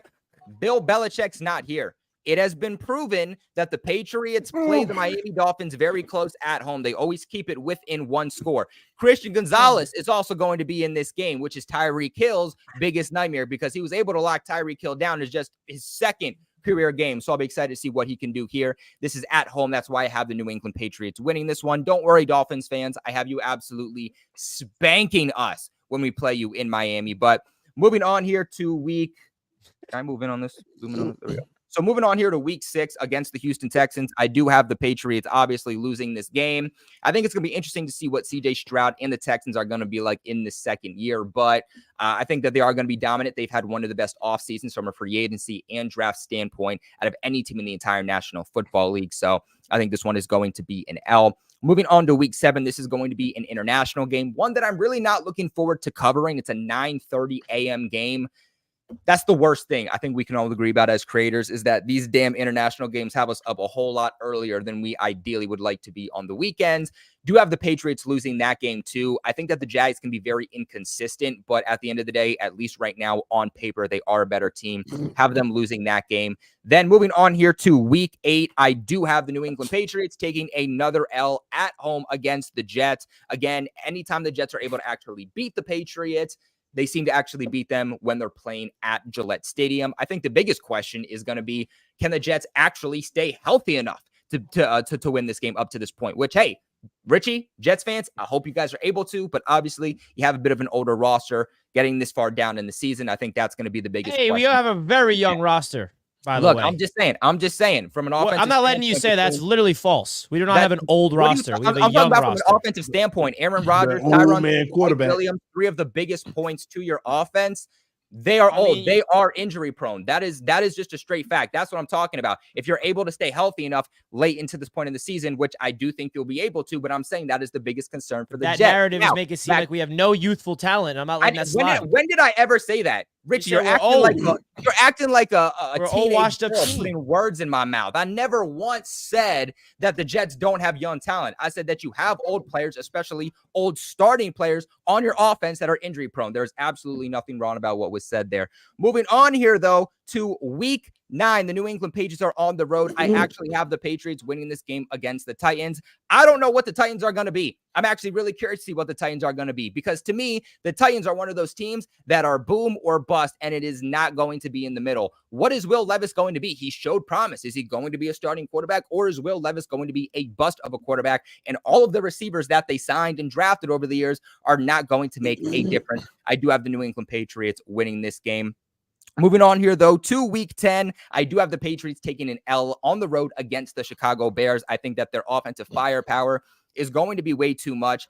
You know, maybe if this game was early on in the season, it could have been a toss-up, but I think week 10, that Roma Dunze, that Caleb Williams connection, Keenan Allen, DJ Moore, that is the best wide receiver core, best wide receiver trio in the entire National Football League, and I don't think that's going to be easy for the Patriots to slow them down, so I do have this as an L. Moving on here to week 11, I also have this being an L for the New England Patriots against the Rams. I have them being a playoff team yet again. I think the biggest struggle for the Rams this past season, especially in the postseason, was their defense, and they addressed that this offseason. And they always play the Patriots extra hard ever since the Patriots beat them in Super Bowl 53. So I don't know what it is, but they're going to come down on New England hard. Moving on here, though, to week 12, New England Patriots at Miami.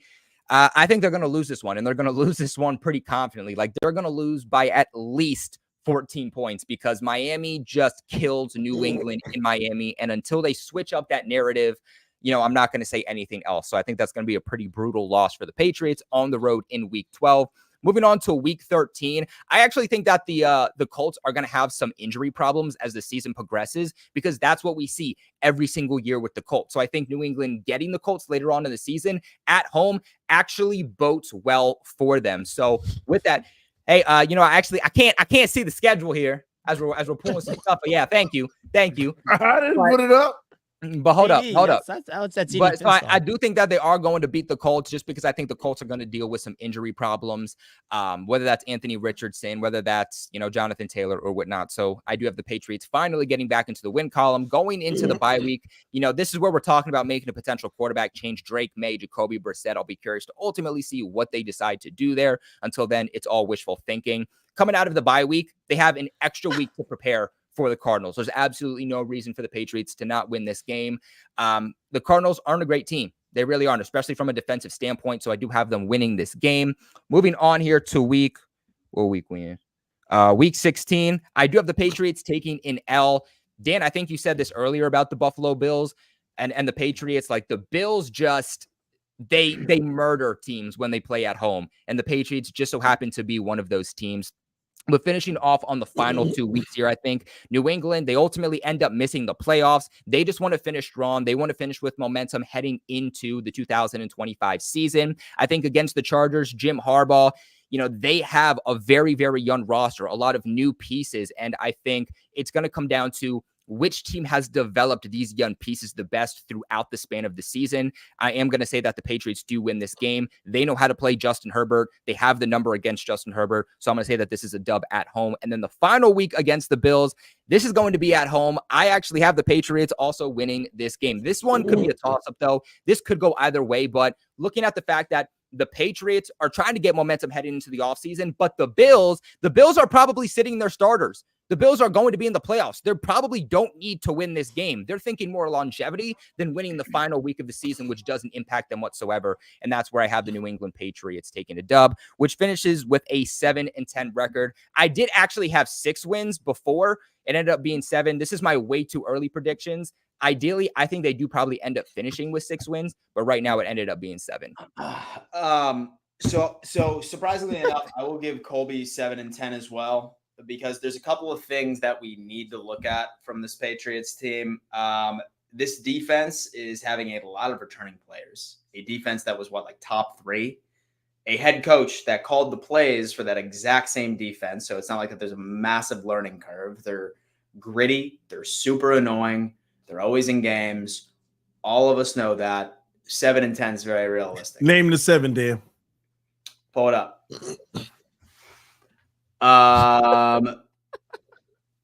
They will beat Seattle. They will split with the Jets. That's what I'm talking about, man.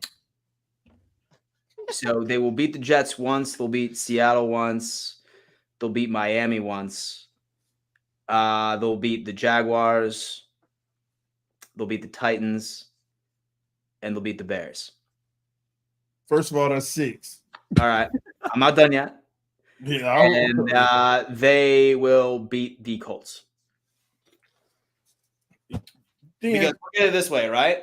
Look, I'm looking at from this perspective. I'm looking at with the Bears and the Colts loss specifically. You have a Caleb Williams who is still a rookie quarterback, by the way, and that defense gives who the Patriots got an incredible defense. Who they got with the quarterback? They lost 8 games by 1 score this past season. What the fuck do you mean, TD? Who's the Patriots quarterback, Dan?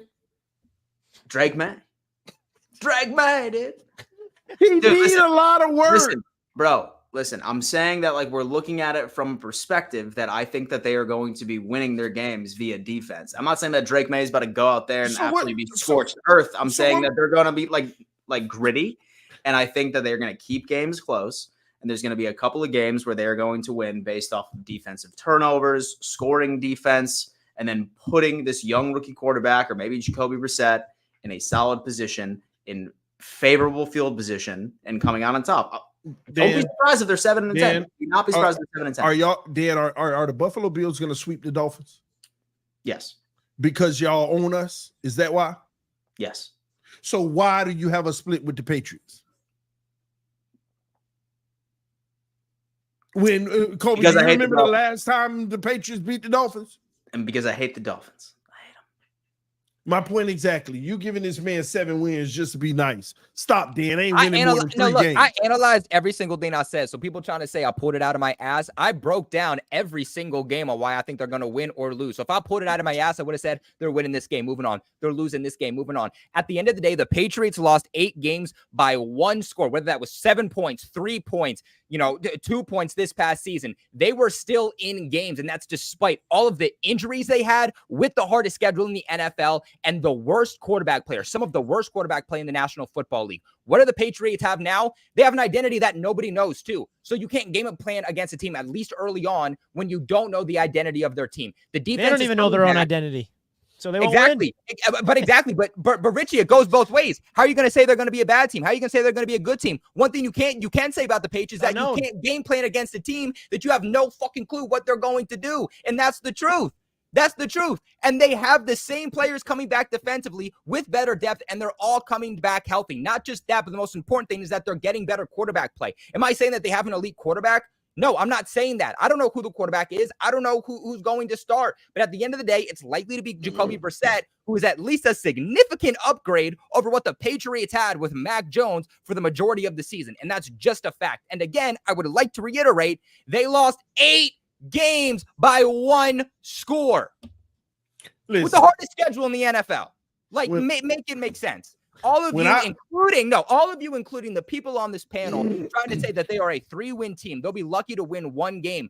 Back up what you're saying. Stop. I don't even know about 3, Kobe. Stop being a homer. Stop being scared of the past of New England owning you and being your daddy. And back up what you're saying, because I can actually back up what I'm saying.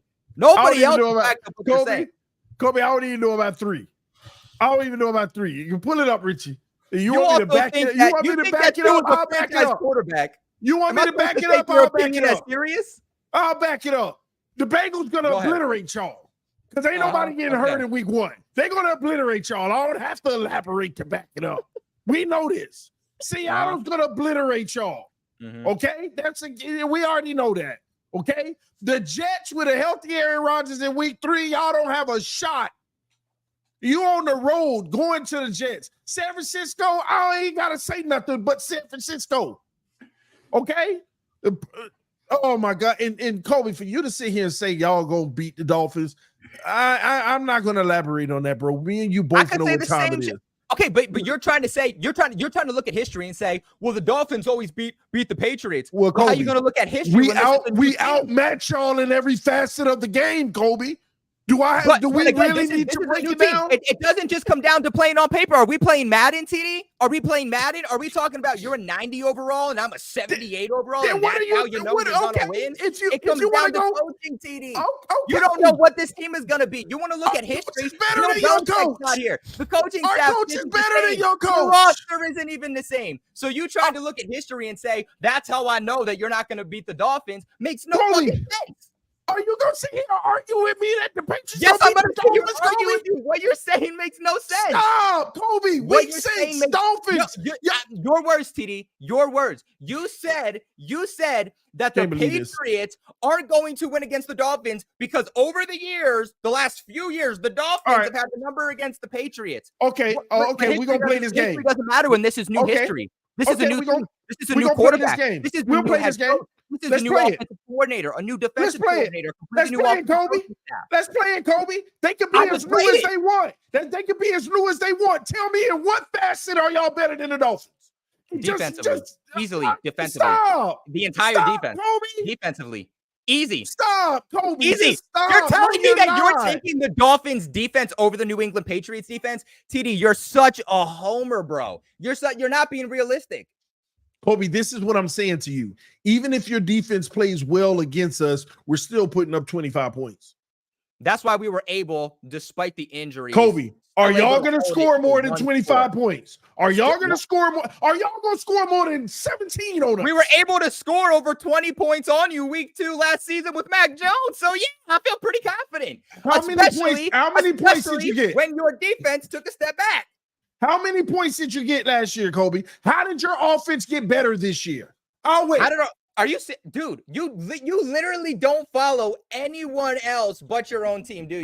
You clearly don't know anything about the Patriots. How did the Patriots get better? Okay, well let's look at the players that they're getting back. No, let's look at the players that let's look at the players that are getting back from injury. TD, you're getting your number one bell-cow running back, Ramondre Stevenson. Oh my God, down back. You upgraded there. Now you're also getting Antonio Gibson, which fits Alex Van Pelt's offensive system extremely well as a change of pace back compared to Zeke Elliott, who was just running through guys. You have Antonio Gibson, who ran a 4.3. That's different. He's a change of pace back. So you're upgrading at the running back position. Now you're also upgrading at the wide receiver position too, because you're taking out players like Devontae Parker, who is mentally checked out, Juju Smith-Schuster, who physically could not get on the field. You have Pop Douglas being your number one wide receiver last year because Kendrick Bourne goes out with a season-ending injury. You significantly upgrade at wide receiver by taking Jalen Polk, who, yeah, he will never be a wide receiver 1, but he is easily a solid bona fide number 2 for you with Javon Baker, who has the potential to become number 1, and who knows ultimately what he's going to be there. But you're also getting Hunter Henry back, who statistically is a top tight end in the National Football League.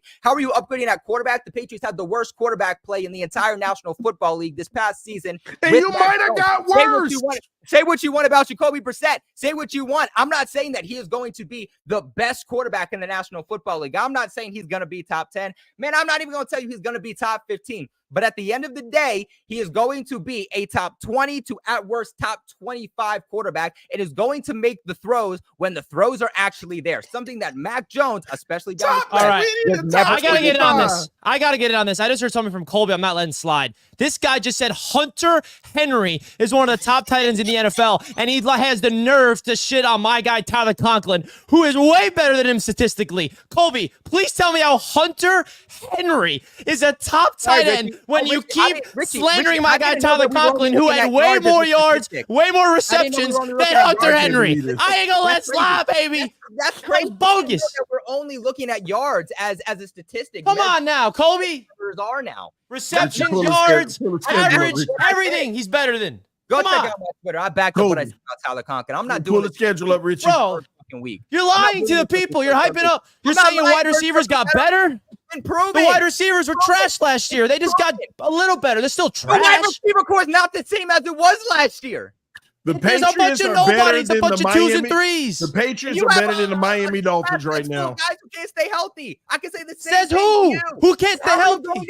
How are you going to sit here and tell me that the Patriots did not upgrade offensively?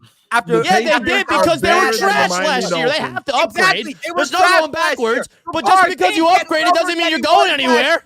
The Patriots easily have a better offense. And because that you have Aaron Rodgers and you have Josh Allen and you have Tyreek Hill, you think that me saying the Patriots will have a better offense? You said Hunter Henry is one of the top tight ends in the NFL. It's just false. He is. He's a better all-around tight end than Tyler Conklin. No, he's not. Yes, he is. Congrats, Richie. Congrats. He had more yards last year because the ball had to go somewhere. The ball had to go somewhere because the Jets didn't have anyone to go to. You're overhyping your players and you're shitting on my Jets players. It's obvious bias. It's simple. You needed a security blanket for the terrible quarterback that Zach Wilson. I let everything slide.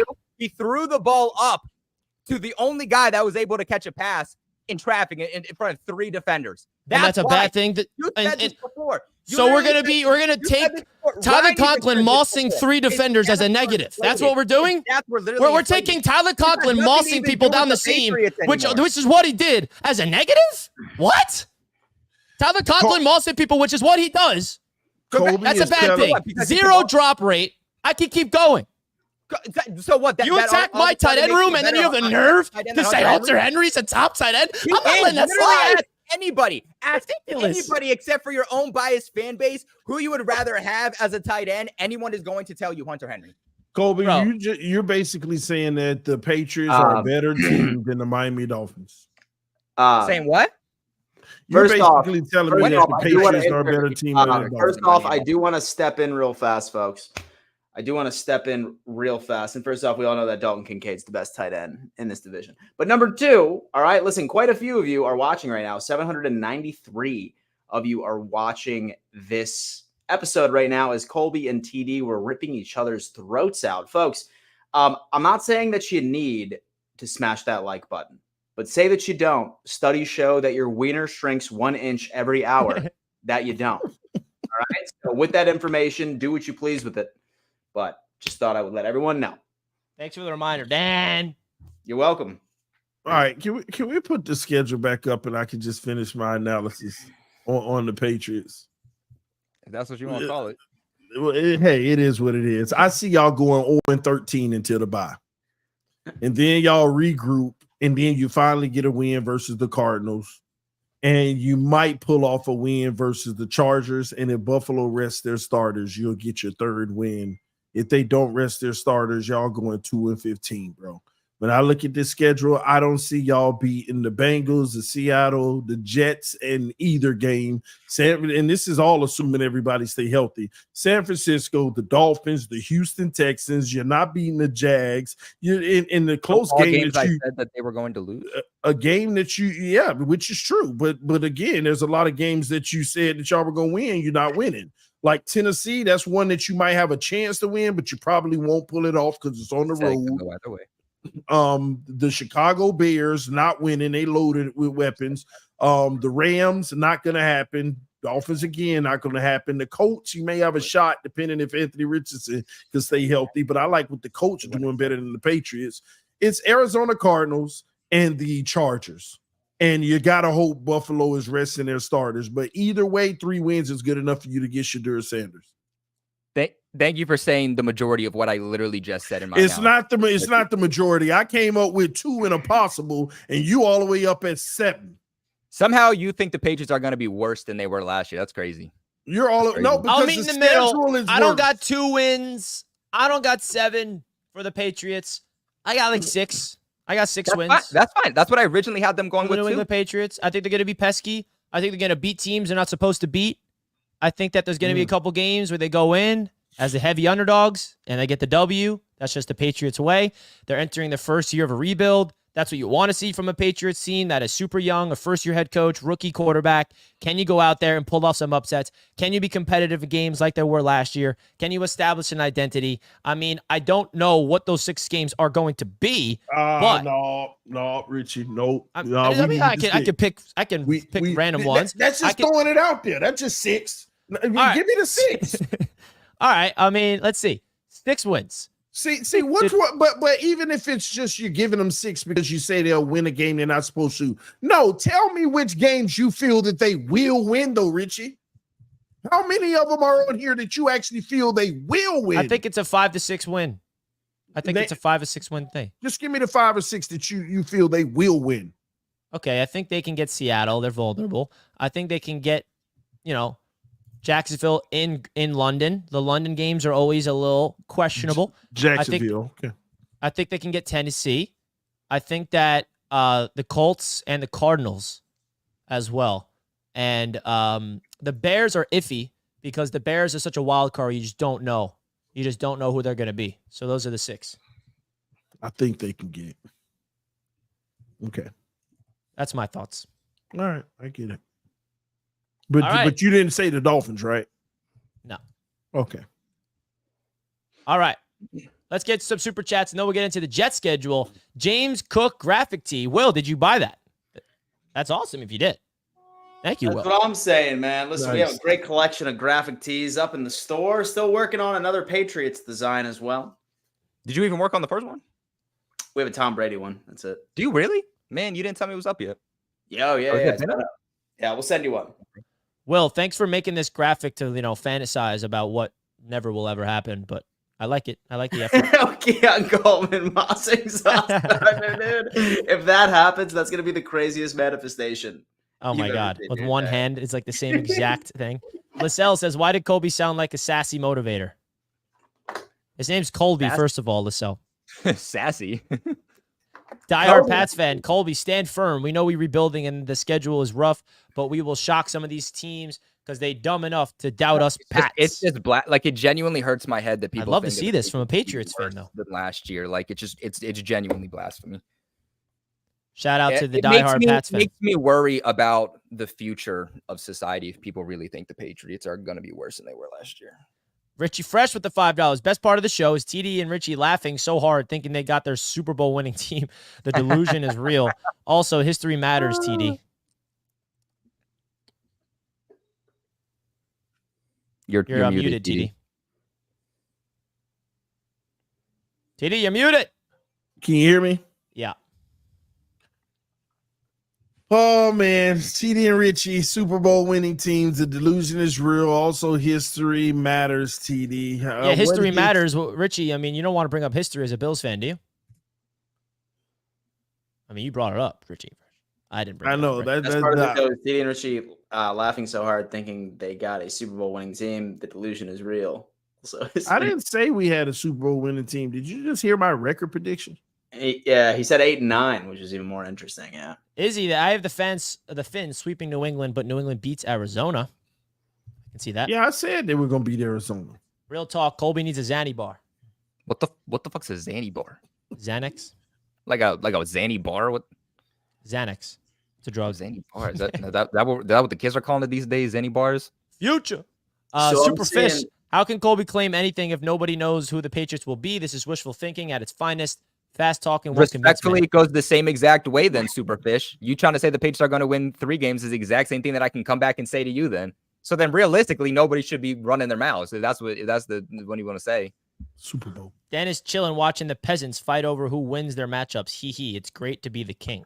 No, not at all, man. Not at all. Listen, I'm just the Bills winning hyped. 7 games. I'm super hyped, man. Listen, I mean, I feel like that I just live in like a massive circle, right? Like of just history repeating itself over and over and over again, man. I feel like out of all these shows, it's the same thing with the exact same ending. I'm just chilling, baby. I'm chilling, man. That's it. Yeah. LaSalle says Dolphins fan don't want to hear anything about Colby being delusional. You guys are the most delusional. LaSalle's got your back, Colby.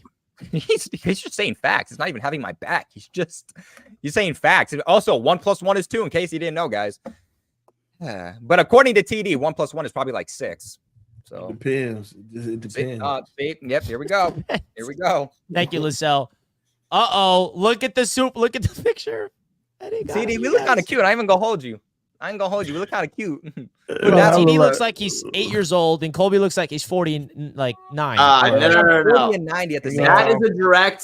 That is a direct representation of how much Colby aged on the inside after that debate. No, but quite literally. It looked like they gave me another 500 pounds. Jetted Out says, stop with the Aaron Rodgers injury and Mike Williams injury. Look up the game history before last year. Y'all doing a lot of wishful. Exactly, Jetted Out. It's so lazy for people to just say they're injury prone because they're coming off an injury. How about all the seasons leading up? We're just going to forget that they were healthy? All the seasons they had injuries? I ain't got to bring up Aaron Rodgers' injury. It's just so it's just funny to me how anything negative about the Jets, it brings up an injury bug. Okay, if that's how all you can say and you can't admit the fact that what happens if we're healthy, then what? I never hear any analysis about that. Every analysis about the Jets from a rival fan is the injuries because they can't accept the reality of what this team will look like when healthy. Respectfully, Richie, I've done both of those things. I've done both of those things here and on my channel. Yeah, I mean, doesn't seem like it. But I've said it several times. I've said it, but unless I'm always gassing up the Jets, it's clearly a problem. I said several times. You don't need to gas up the Jets. Pull up the receipts. I said the Jets are the best team in the AFC East on paper. The problem is that they do have, because you have to look at both sides. They do have some injury concerns. They do have some older players. Those are players that do hold high value. Who are the older players that you're talking about? The older players that I would say are Aaron Rodgers, Tyron Smith, and Mike Williams, guys who are older but deal with injury problems. I mean, Mike Williams is 29. He's like younger than Stephon Diggs. Tyron Smith is 33. Left tackles like Andrew Whitworth play till he's like 38 years old. Like, I just don't agree that they're old. Like, why are we turning old, by the way? This is my biggest pet peeve with people. I'm sorry. I got to say this. I love how people use the old word as a negative. Listen, you know what old means to me? Experience. Veterans. Hey, experience. I mean, what are we doing here? Rich, you can mold that however you want. That man old. Stop. Who? Aaron Rodgers. Aaron Rodgers. So you're telling me that Aaron Rodgers doesn't have one of, if not the best brains active in football right now? Yeah, but he's irrelevant. The Jets' real issue is, will Jordan Travis be able to lead y'all to a Super Bowl this year? Oh my God. All right. The reality is, everyone that just boxes the Jets as this old, washed up offense, I laugh at it because Aaron Rodgers is old, and I look at it as a positive. As a Jets fan, I don't want a young, promising quote-unquote quarterback that's going to shit the bed. I want an established Hall of Fame veteran. So keep boxing us in and making it seem like he's old and it's a negative. I love having a veteran quarterback. I love having a quarterback that's seen every single defense that more than any other quarterback active in football. He will never see a defensive look and get panicked at the line of scrimmage. He can process things fast. I think the mindset and the brain of a football player, why do you think Tom Brady went so far? How did Tom Brady play till he was 45 years old? Because he had the best brain and the killer mentality. It wasn't his physical ability. It wasn't his athleticism. It wasn't his arm. It was his mind. That's what made Tom Brady the GOAT. Yes, Aaron Rodgers has that ability in the mind. I'm not comparing him to Tom Brady, but my point is, I think his age is a weapon. Personally. Yes and no. Yes and He no. is an academic weapon, baby. It's a weapon, his mind. I agree with you that Tom Brady's best asset was his mind, but in terms of talent physically, no, he was never the best, and he'll never be the best. But I think you're not looking at physical talent, but the longevity of his body was also something that made Tom Brady so great. That wasn't just luck. That wasn't just given to him. That was based off of the TB12 method. Yeah, of course. I'm saying he was able to stay healthy for sure. And even at an older age. And Aaron Rodgers has been healthy up until he just tore his Achilles. I mean, there it is. I'm just saying, like, it's not like every year he goes down. So I'm just saying, like, Mike Williams is 29 years old and he's coming off this first ever season-ending injury. 29 years old. Why are we acting 29's old? Because once you start having injuries at that age, you get worried because they come. Is Devontae Adams old? I mean, we talking about him being washed up. I think it's more questions on, how is Rodgers going to bounce back? By the way, nobody should be hoping, and I want to make this clear for myself. I'm not hoping that Aaron Rodgers does retire, that he does get injured, or that he can't bounce back, because at the end of the day, I think a lot of fans from other fan bases, whether that's the Patriots, Dolphins, or Bills in this case, you're kind of wishing for a guy to retire or be done because they're so great and you don't want to go up against them. I'm the opposite. I want those guys to stay in the league for as long as possible because we are watching history in front of our eyes that once these guys are done, it is never going to be repeated again. It's never going to come back. That's why even when Tom Brady but not Aaron Rodgers. Tom Brady was here, appreciate the excellence that you are seeing. And at the end of the day, I'd rather see my team just actually put forth a good game and a good roster to go up against the best of the best. Because when you can go up against the best of the best, that dictates what your team is. I agree about Tom Brady, but not Aaron Rodgers. Nobody cares nothing about, witnessing greatness. He ain't had his career ain't even close to Tom Brady's. Oh, no one's career is close to Tom Brady's, but he is the level below him. For sure. Two levels. He's the level below. There's Tom Brady's the greatest of all time. Mahomes is the level below right now. No, I'm talking about like the generation of quarterbacks. There's Tom Brady, who's the GOAT. And I'm even putting Mahomes like right up there, potentially getting there. We can't put him there yet because he's obviously has a long career to go. I mean, Aaron Rodgers has the greatest touchdown-interception ratio in NFL history. He's a 4-time MVP. He's a Super Bowl winning quarterback. He is up there right underneath Tom Brady in my eyes. Is that incorrect? 2 levels under, but it's still good. Where do you put Aaron Rodgers amongst like greatest of all time on your list? I think he's like a top 7 greatest of all time. I have him in my top 10. I've in my top 10. I don't think I'd put him in like my top 5, but he's in my top 10. And I also think that, and I said this before he was a Jet, and people started thinking I said this because he's a Jet. I even debated that he's the greatest arm talent we've ever seen. That's fair. And so a lot of people have said that. Yeah, like I genuinely believe that. Even Tom Brady himself. That's not what made Tom Brady great. Was his arm talent? It was his mind to connect his arm to be precise. Greatest arm talent you've ever seen? Aaron Rodgers. So many people have said that. I think Mahomes is going to surpass him. I think he has the ability to surpass him. But yeah, Aaron Rodgers is the first one to do what the modern day people are doing today. TD talent than Dan Marino. Have you lost every iota?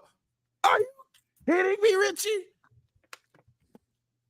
Better than Dan Marino? Really? You don't really go there. Oh man. I don't think it's like a far-fetched like Rodgers is way better than Marino. I'm not saying like Rodgers' arm talent is on another level compared to anybody else. Obviously, Marino had an elite arm. I'm not saying that. But I'm just gonna keep doing what I do. Patriots' best bet is to sit Jacoby Brissett ASAP to get Drake May out there. Yeah, I agree. Don't put words in my mouth. Face what I said, says Superfish. I did face what you said. Superfish, what you said makes absolutely no sense. It's the same argument. You're trying to be... I pull up his last comment, actually, if you can find it, Richie. Can you... The last super chat? Yeah, I got it. Superfish put up? Okay, so he said, how can Colby claim anything if nobody knows what the Patriots will be? I said exactly what you said. I said you're right. Nobody knows what the Patriots are going to be. I said that several times. But I did not face what you said. I said, okay, well, if you're going to throw that at the Patriots and say, well, they might not be good. The Patriots could be absolute ass. I could come back and say the Patriots could be a Super Bowl contender. And I'm not saying they are, and I'm not saying I think they're going to be, but it's the same argument that you're trying to throw out there. It goes both ways, buddy. So it kind of bit you in the ass. I'm not going to lie. Richie Fresh with the super chat. I beg for TD. Friendly wager. If Bills only get 7 wins, I'll get a Dolphins tattoo. That's how confident I am. Excuse me while I edge myself. Oh. Nice. Damn. Yeah. You taking that bet, TD? Bills fans. All right. Well, Richie's putting his money where his mouth is. Let's get into the final schedule of the division. Yeah, let me the New York Jets, baby. Look at that, man. Shameless plug with his own branded image. Look at that. Your graphics guy make this, Rich, or did you do it? Baby. Graphics guy made it. I won't claim it. Put my brand's on it. All right. Jet schedule. He's got to feed the family, ladies and gentlemen. Now listen, dude, I'm gonna give you guys my win prediction game by game. But I have a disclaimer to say beforehand. Okay. This win-loss prediction is if Aaron Rodgers is healthy all season, number one. Okay. And number two, this is the important part. This is my expectation for my Jets. As a Jets fan, and as I look at this roster, as stacked and loaded as this Jets football team is, the best Jets team assembled in my lifetime on paper. This is going to be my expectation. This isn't what I'm predicting. This isn't what I'm stand on business. No, I'm just saying. People that this is exactly so therefore, if you want to call me delusional and biased and all these things, don't give a fuck. Go ahead. This is, as a Jets fan, Jets fans, listen up. This is what we should expect from our football team this year. Wait, okay, Richie, enough is enough. Is this ceiling or is this just like middle base? Like this is the expectation? This is my expectation for this season. Okay. And I think there's a lesser expectation that could possibly happen. But going into the season, seeing how this Jets team is assembled, seeing this roster, this is what I have. So, week 1. In San Francisco, on the road, Monday Night Football, the whole world's watching. Back on Monday night, I have the New York Jets losing to the San Francisco 49ers. It's going to be a tough game. It's going to be on the West Coast. Best team in the NFC. That's going to be tough. That's going to be tough, okay? That's enough. Week 2, by the way, absolutely hate the idea that the NFL gave us our home opener on a Thursday night, week 3. That is bogus. I cannot believe we're on the road the first 2 weeks, and we don't have a home game week 2 at least. That's ridiculous. And I hate that our home opener, at least give us the Patriots on at 1 o'clock on Sunday, not Thursday night. But I digress. Week 2, I have the Jets beating the Tennessee Titans in Tennessee for our first win. I respect Tennessee. I know that TD really has a lot of optimism. I think that they got solid this year. They made some improvements, but I think the Jets are the better team. This stretch right here after the 49ers, we have 4 straight games against young, inexperienced quarterbacks. Obviously, we'll see if Brissett's playing or not, but Will Levis against the Jets defense, I don't think he has a chance. Jets win that game, 1-1.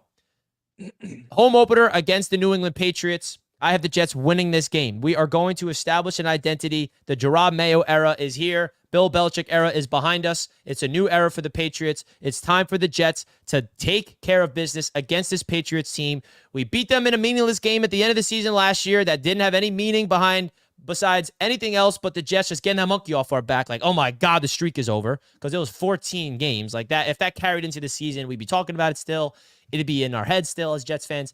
That's off their backs. So I have the Jets beating a young Patriots team, still trying to find their identity. I think the defense versus the Jets offense will be the big key there. But when it comes to the Jets defense versus their offense, I think that's going to be too overpowering. So I have the Jets winning this game on Thursday Night Football. Also, keep in mind what this Jets crowd's going to be like. Anybody that was at the Roundtable event last year and saw MetLife's opener, it's one of the craziest atmospheres I've ever seen.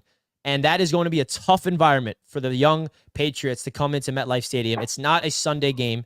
It's Thursday Night Football. MetLife Stadium is going to be ridiculous. It's the first home game of the season. So that's going to be a ridiculous environment. Week 4, going up against Bo Nix or Zach Wilson. Wow. Hopefully it's Zach Wilson. I think that'll be a great storyline. The Jets ain't losing to the Denver Broncos. We beat the Broncos the past 2 seasons in Denver. Luckily, we're not in Denver this year because the last 2 seasons we were in Denver, AVT went down for the season, both games. Okay? We're not in Denver anymore. Jets fans hate that place. We're going to beat the Denver Broncos. 3 straight wins. Now we are in London. I will be in London, folks. Your boy is going to London. Oh, shoot. I will be in London for this game, baby. So I'm excited for this. Stay tuned for more updates on the event. I'm collaborating with a lot of Jets people over there across the pond. I'm excited. And the Jets are going to go into Minnesota. We're versing either Sam Darnold or J.J. McCarthy. Aaron Rodgers will get the job done, bring the W back home to the States. We're going on a quick win streak to start off the season. I genuinely believe that is a possibility. 4-1. 4-1. Buffalo Bills. This is going to be the first Roundtable Sports event. Hope to see you guys here. And by the way, another update. Miami Dolphins fans, this is your bye week. So I would love to see the Dolphins fans come represent and just come and watch a game, right? You'll hang out with us. It'll be a lot of fun. Trust me, you don't want to miss it. So the New York Jets have a 2-game win streak on the Buffalo Bills at MetLife Stadium. Josh Allen does not play good football at MetLife Stadium. But I will give Josh Allen the benefit of the doubt. He plays better against the Jets in his home stadium in Buffalo. Okay, you look at Josh Allen versus the Jets, he plays trash at MetLife Stadium, and that has been consistent. But when Josh Allen faces against the Jets in Buffalo, he has better games like he did last year. So I have the Jets splitting with Buffalo, winning this Monday Night Football game. The crowd's going to be electric, and that is going to be 5 straight wins for the New York Jets. I think they're going to start off hot. I think Aaron Rodgers is going to have this team gripped, and I think they're going to be ready to go. 5-1 for my New York Jets until we head into Pittsburgh for Sunday Night Football. I have this in loss. I think that this is going to be a very tough game. Prime time. Back-to-back weeks. It's a short week. The Pittsburgh Steelers are very, very underrated. I think that their improvement at the quarterback spot is going to be massive. I think the Steelers are a team to watch out for this year. Like, no one's talking about them. They got better without anybody realizing, okay? So that is a loss for the New York Jets. And now we're going back against the Patriots. Sorry, Colby, I'm manifesting it. I have the Jets sweeping the Patriots, okay? The Patriots have swept us 6 straight years. I'm manifesting a sweep against the Patriots. I think that the Patriots just are going to have a year that's going to figure themselves out, and I'm hopeful that my Jets can sweep the New England Patriots this year. I think the Patriots will keep it close. I don't think the Jets will blow out the Patriots by any means. I think it'll be a close, pesky game that it'll come down to the wire, and say the Patriots needed a game-winning field goal. I don't see them marching down the field on this defense. The Jets defense plays their best in the fourth quarter. I have the Jets winning that football game. And now we are in Richie. Yo. I just got to pause you for a second. You're 8 games in, and I just wanted to let you know.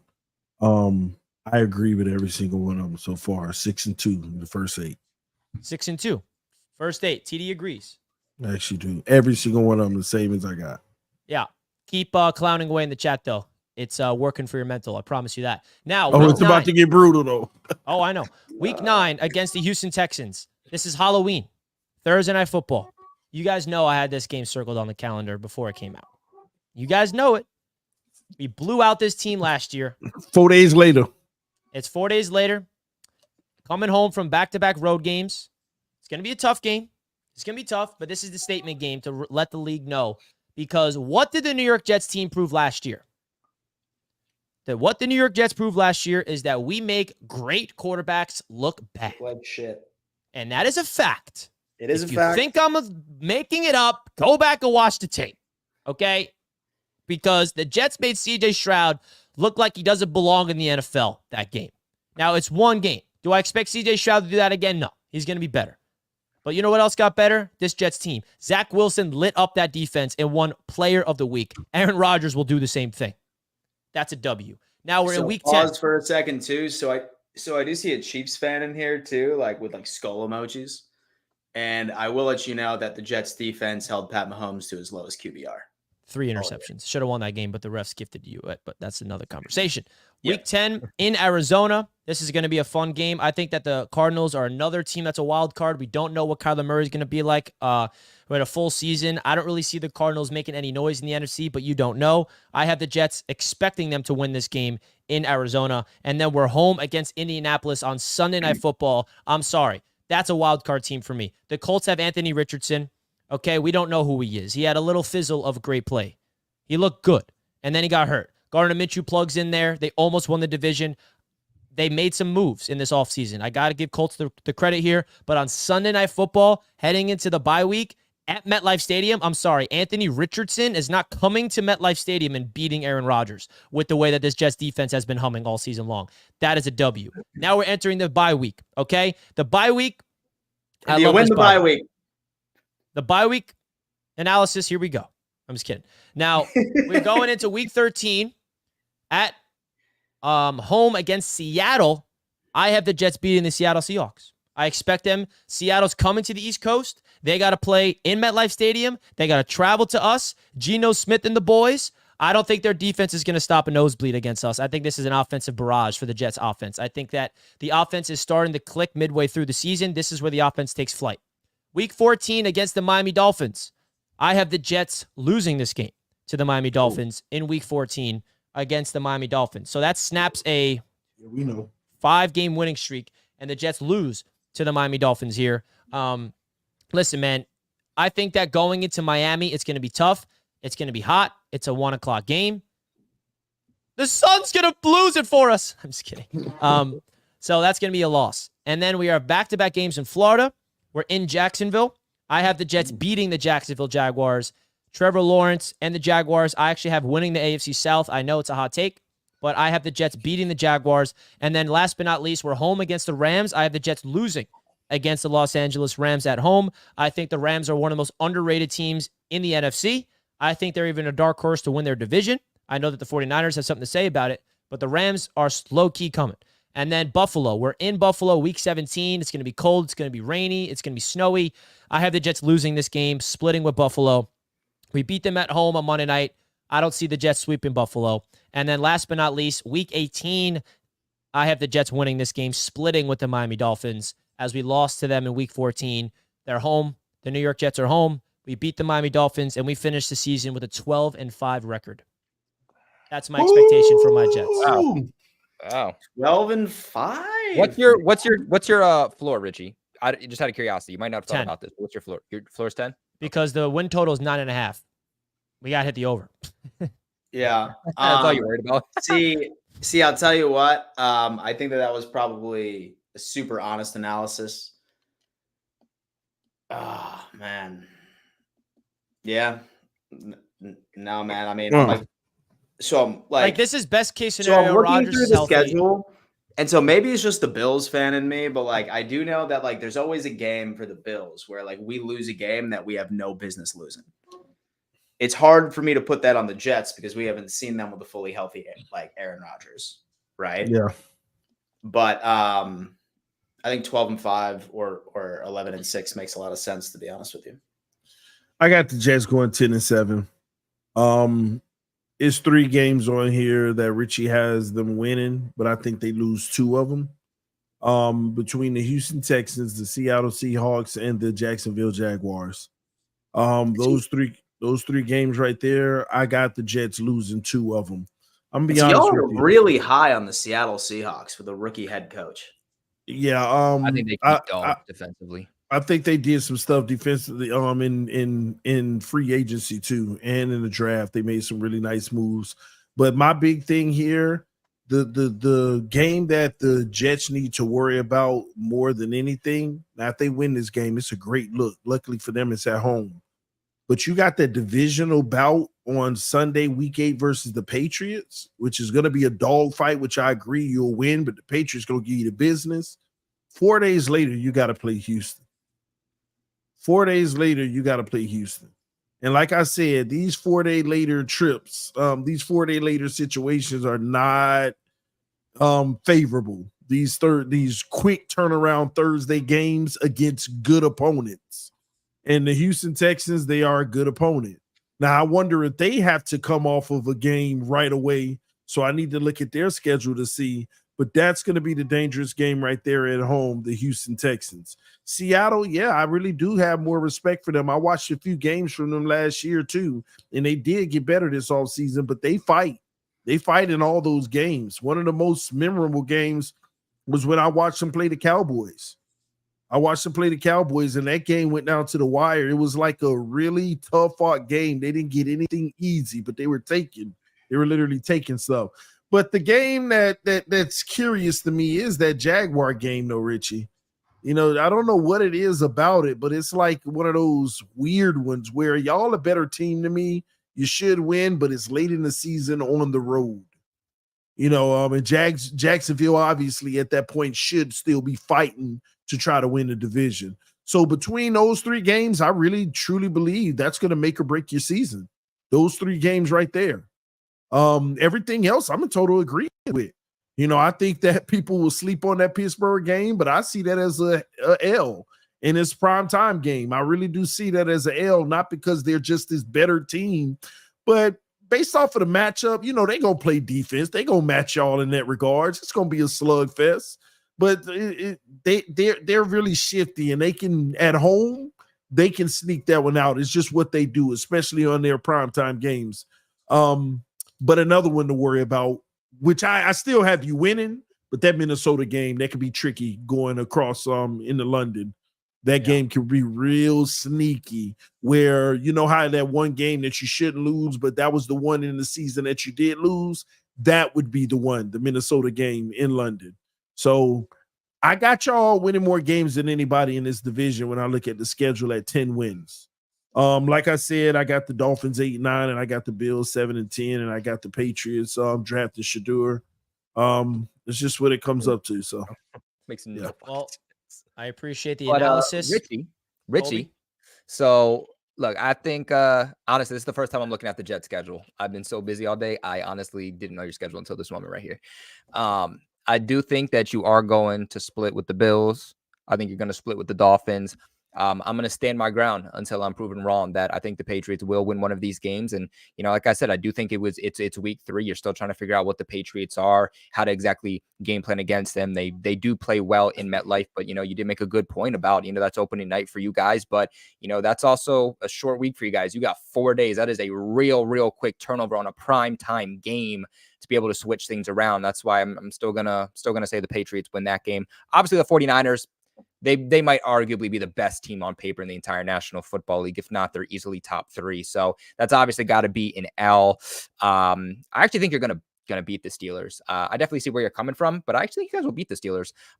The game that I would switch upon with you, though, is the Texans. I think you guys, you know, played well against the Texans last year, but I think if the Texans can stay healthy, another year with CJ Stroud under his belt, but also I think they did a lot of really good things this offseason in the draft and especially in free agency, and especially, you know, not just vamping up that receiving core, but what they also did was they vamped up that defense heavily, especially on that defensive line. I think that could be a lot for Aaron Rodgers. I actually have you guys losing that game. I think the Seahawks, I think you guys will lose that game. I think you'll lose against the Rams. And like TD said too, I think like with the London game, that could be a toss up to where I'm not even going to say win or lose with that game. Like it really could go either way. I think that could be a home game for the Jags too, because I don't know what it is, but I feel like a lot of like London fans, like they're Jags fans. We're versus the Vikings in London. Oh shoot, I don't know how I messed that up. So wait, what's Jags game is Jaguars empty too, that's an away game. That's an away game for you. So it's still at home for them, right? Yeah, it's in Jacksonville for. So yeah, so either way, like that's gonna make it tough. I think it just depends on where the Jags are at that point, you know, health-wise, but also, like I said, the Jags are the type of team where you really don't know on any given week what they're going to be. One week they're playing as, you know, a top 5 team in the AFC, and then the next they're playing as a bottom 5 team in the AFC. So I feel like that one's really just a throw up. So how many wins you have for the Jets? Oh, I don't know. I didn't even count. I kind of just went through all those, all the losses. How many losses was that? That was 1, So we got the Patriots, the Dolphins, the Bills, the 49ers. What else did I have? I had the Texans, Texans, the Rams, Hawks, and the Rams. I think that was 7 losses. 10-7. So yeah, I guess so. All 10, right. 7. That's not bad. You're in the playoffs. It doesn't matter how you play during the season. It matters how you play once the postseason comes. Just get into the postseason and then start playing your best football. That's all that matters. And let me say this too. Like, this is what a lot of people don't realize. When your division is that good, stop thinking the record is supposed to be higher. Sometimes it actually makes it lower. Because if the Dolphins do split with the Jets and the Bills, and the Bills split with the Jets and the Dolphins, or whatever it may be, those are like potentially 3 automatic losses for all of us. Now, the Patriots will sneak in there, maybe get one or something here and there, but just for argument's sake, let's even act like the Patriots get no wins. All of us could easily get 3 wins in our division alone. And when you look at the rest of the 11 games, you know, all of us are supposed to go 8-3. You know, it's not highly likely. And even if we did, that's still 6 losses. So people need to understand that when your division is that good, sometimes it means the entire division actually has less wins. So we'll see. Yeah, I agree. And I think that was a very reasonable takes from all you guys about the Jets schedule. And I'll just say one last time, that 12-5 record is my expectation based off of what I want to see from my Jets football team. It's less about like what I, like I'm guaranteeing it, or I'm like, yeah, the Jets are so good. We're a Super Bowl winning team. Like, I look at this roster and there's no more fucking around. Like, if we're going to win the division ever for the first time in 20 years, it's now. Like, if it's not now, when? That's kind of how I'm looking at it. Like, this is the window. Like, there's no excuse. Like, there's literally no excuse this year. Okay? Like, we have built this team up year 4 with Robert Saleh, year 5 with Joe Douglas. It's a 5-year plan with Joe Douglas, and it took you a while, JD, but now you've assembled the greatest roster on paper for the New York Jets purposes in my lifetime. You sound like us from last year. I would say, Richie, don't even stop there. I said it and I still stand by it. You got the best roster on paper in the AFC East. Yeah, and on paper doesn't mean anything, right? We have to have the coaches to bring it all together. We need people to stay healthy, of course, like we always say. So there's a lot of other factors that gets involved. Just winning on paper doesn't mean jack shit. So that's really what I expect from my Jets football team. This is the year to win the division. It really is. So we shall see. Will it happen? I don't know. But if it's not now, I don't know when else it will be. So that's my take. Back into the quarterback carousel. 2 years. Jordan Travis, bro. Jordan Travis. Allison with the $20. Thank you, Allison. We appreciate the $20 super chat. Need to pass in the past. This year's. Yes. NFL game live specially. The Chiefs put bulletproof verses on 4 Kansas City Chiefs, and the opponents wear bulletproof bases on. Let's go. Yeah, Allison. Allison, thank you so much for the generous $20 super chat. Dan, you want to read it back? Hell yeah, dude. Need the pass in the past. This year's yes. NFL game live, especially the Chiefs get bulletproof verses on for Kansas City Chiefs and the opponents. Or bulletproof. Allison, we love you. Thank you. Thank you so much, Allison. It made some sense if you really just think about it. Totally makes sense. Thank you, Allison. We appreciate that. David, member for 18 freaking months. Wow. Thank you, David. Question for Richie. Usually it takes players at least a full year to get back to somewhat what they were. There is a chance he is 2022 Rodgers. And David, guess what? A 2022 version of Aaron Rodgers gets the Jets to the playoffs. Because if that Aaron Rodgers in 2022 was playing last year for the Jets football team, let's stop pretending that Aaron Rodgers in that 2022 season was a bum. He was a bum on for his standards. That's true. We're talking about back-to-back MVPs, and then he followed it by a stinker in his standards. And the reason why that would be a wild card, right? If he had a 2022 season, they'd be 10-7 if Rodgers is a 2022 version of himself. Because all we need is the offense to be average. And the reason why, the defense is championship caliber. That's why. So, And then to your last point about David, I just got to bring up Breece Hall real quick. Breece Hall coming off ACL last year. He had a full bill of health, and he dominated. What do you think Breece Hall is going to do now after a year removed from injury? Just saying. All right. Oh, we got another super chat before we get into the Patreons. MJ Strange with the $5. Thank you, man. Y'all ever think about making a channel talking about other sports, boxing, basketball, etc.? MJ Strange, that is going to happen, but unfortunately not soon. We're trying to build something special here at Roundtable Sports, and we're concentrating on NFL first. And if you're interested in basketball talk, I do have a basketball channel personally. It's called Knicks Media. It's Knicks content, though. So we shall see. But MJ Strange, the goal for Roundtable Sports is to eventually branch out and cover every sport known to man. So thank you for the kind words. And then last but not least, jet it out. Justin Simmons incoming and Niners ass kicking. Let's effing go. Bro, Justin Simmons on the 49ers, though, like, that would be, I know that's not what he said, but like, realistically, if I'm Justin Simmons, that's where I'm going. They need some help in that secondary. They need some help at safety. Justin Simmons on the 49ers would be deadly. That was just a random take. I know. I was just thinking, like, Justin Simmons on the 49ers makes sense, bro. Like, that would help them out significantly. Why have they not done that? I'm surprised none of the free agents that are available haven't gotten signed yet, because we're like 2 weeks removed from the draft at this point, and I feel like there hasn't been any movement, as where this is usually around the time where the free agents that are left over usually get signed, like Justin Simmons, Stephon Gilmore, Xavier Howard, like all of these guys start to get signed, and so far there's been no movement on those guys. Yeah, there's always that one or two veterans that you're like, how are they not signed, right? Every year. No sense. And they'll get signed by like training camp, like right before the start. Dan, you want to pull up that timer? It's the Patreon time. Yes, sir. Guys, don't forget to hit the like button on your way in. We've had a lot of fun in today's show, man. We've had over 600 congruent watchers. We would love to finish off the show with around 500 likes. We're at 435. I also want to say thank you guys so much for the people that have been supporting the huddle on BetUS TV. I can't be thankful enough about what you guys have shown for BetUS TV. That has been something special from the love and the support that we've seen consistently on BetUS TV. So thank you guys. MJ Strange, Heat fan. I could care less about the New York Knicks. How's Cancun?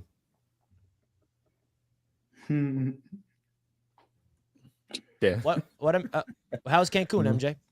A healthy Jets team can easily make the AFC chip. Stay healthy, man. Thank you for the $2. All right.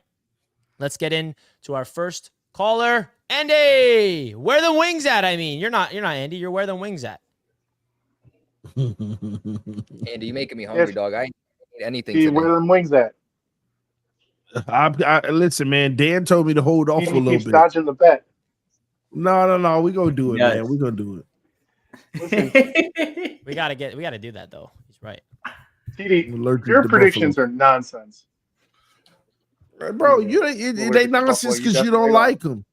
They nonsense because you don't like them. I actually have you winning more games than what you do. I got you winning 10 games. Okay, well, thanks. I got the Jets winning 10 games. I got the Bills sweeping the division, winning 12, and I got the Patriots winning 6. There you have it. The Bills sweeping the division. That's the difference. Here we go. Oh, really? Respect. Here's the thing. We dominate Miami always, so that's 2-0 easy. We play the Patriots in the back end of the season, so we'll have figured out what they are by then. So I give us 2-0 there. Fair. If you weren't coming from London, I would have said we split with the Jets. When coming off that London game, I think we're gonna beat you. We got an extra day though. It's Monday. And so the Bills weren't the same for like 2 weeks. It's not gonna help. Trust me. Andy, can you come to that game though? Andy, can you come to that game? I'll be in Buffalo when you guys come here. All right, we'll see you there. I will make it. I will at least come to the fucking tailgate, one way or the other. You will meet me in person. Let's go. Yeah, we're going to the table. I'll have a Sauce Gardner jersey waiting for you. Yeah, don't. I will burn that trash. That'd be like handing me a Tua jersey. You just fueling the fire. Fueling the fire. My gosh, take a shot with Andy. That's hilarious. I got us 12-5, winning the division for 5 years straight. Easy. All right. Well, Honestly, I don't hate his I take. can't gripe that. I mean, besides the 6-0 in the division, I think that's a little stretch, Dan. I don't see the Bills sweep. He had a better take than most people on this panel. Good for him. Good for him. Respect. I mean, I can get behind 10 wins for the Jets. Whoa. And so why am I catching strays, bro? Dan. I said most people. I said most. Okay.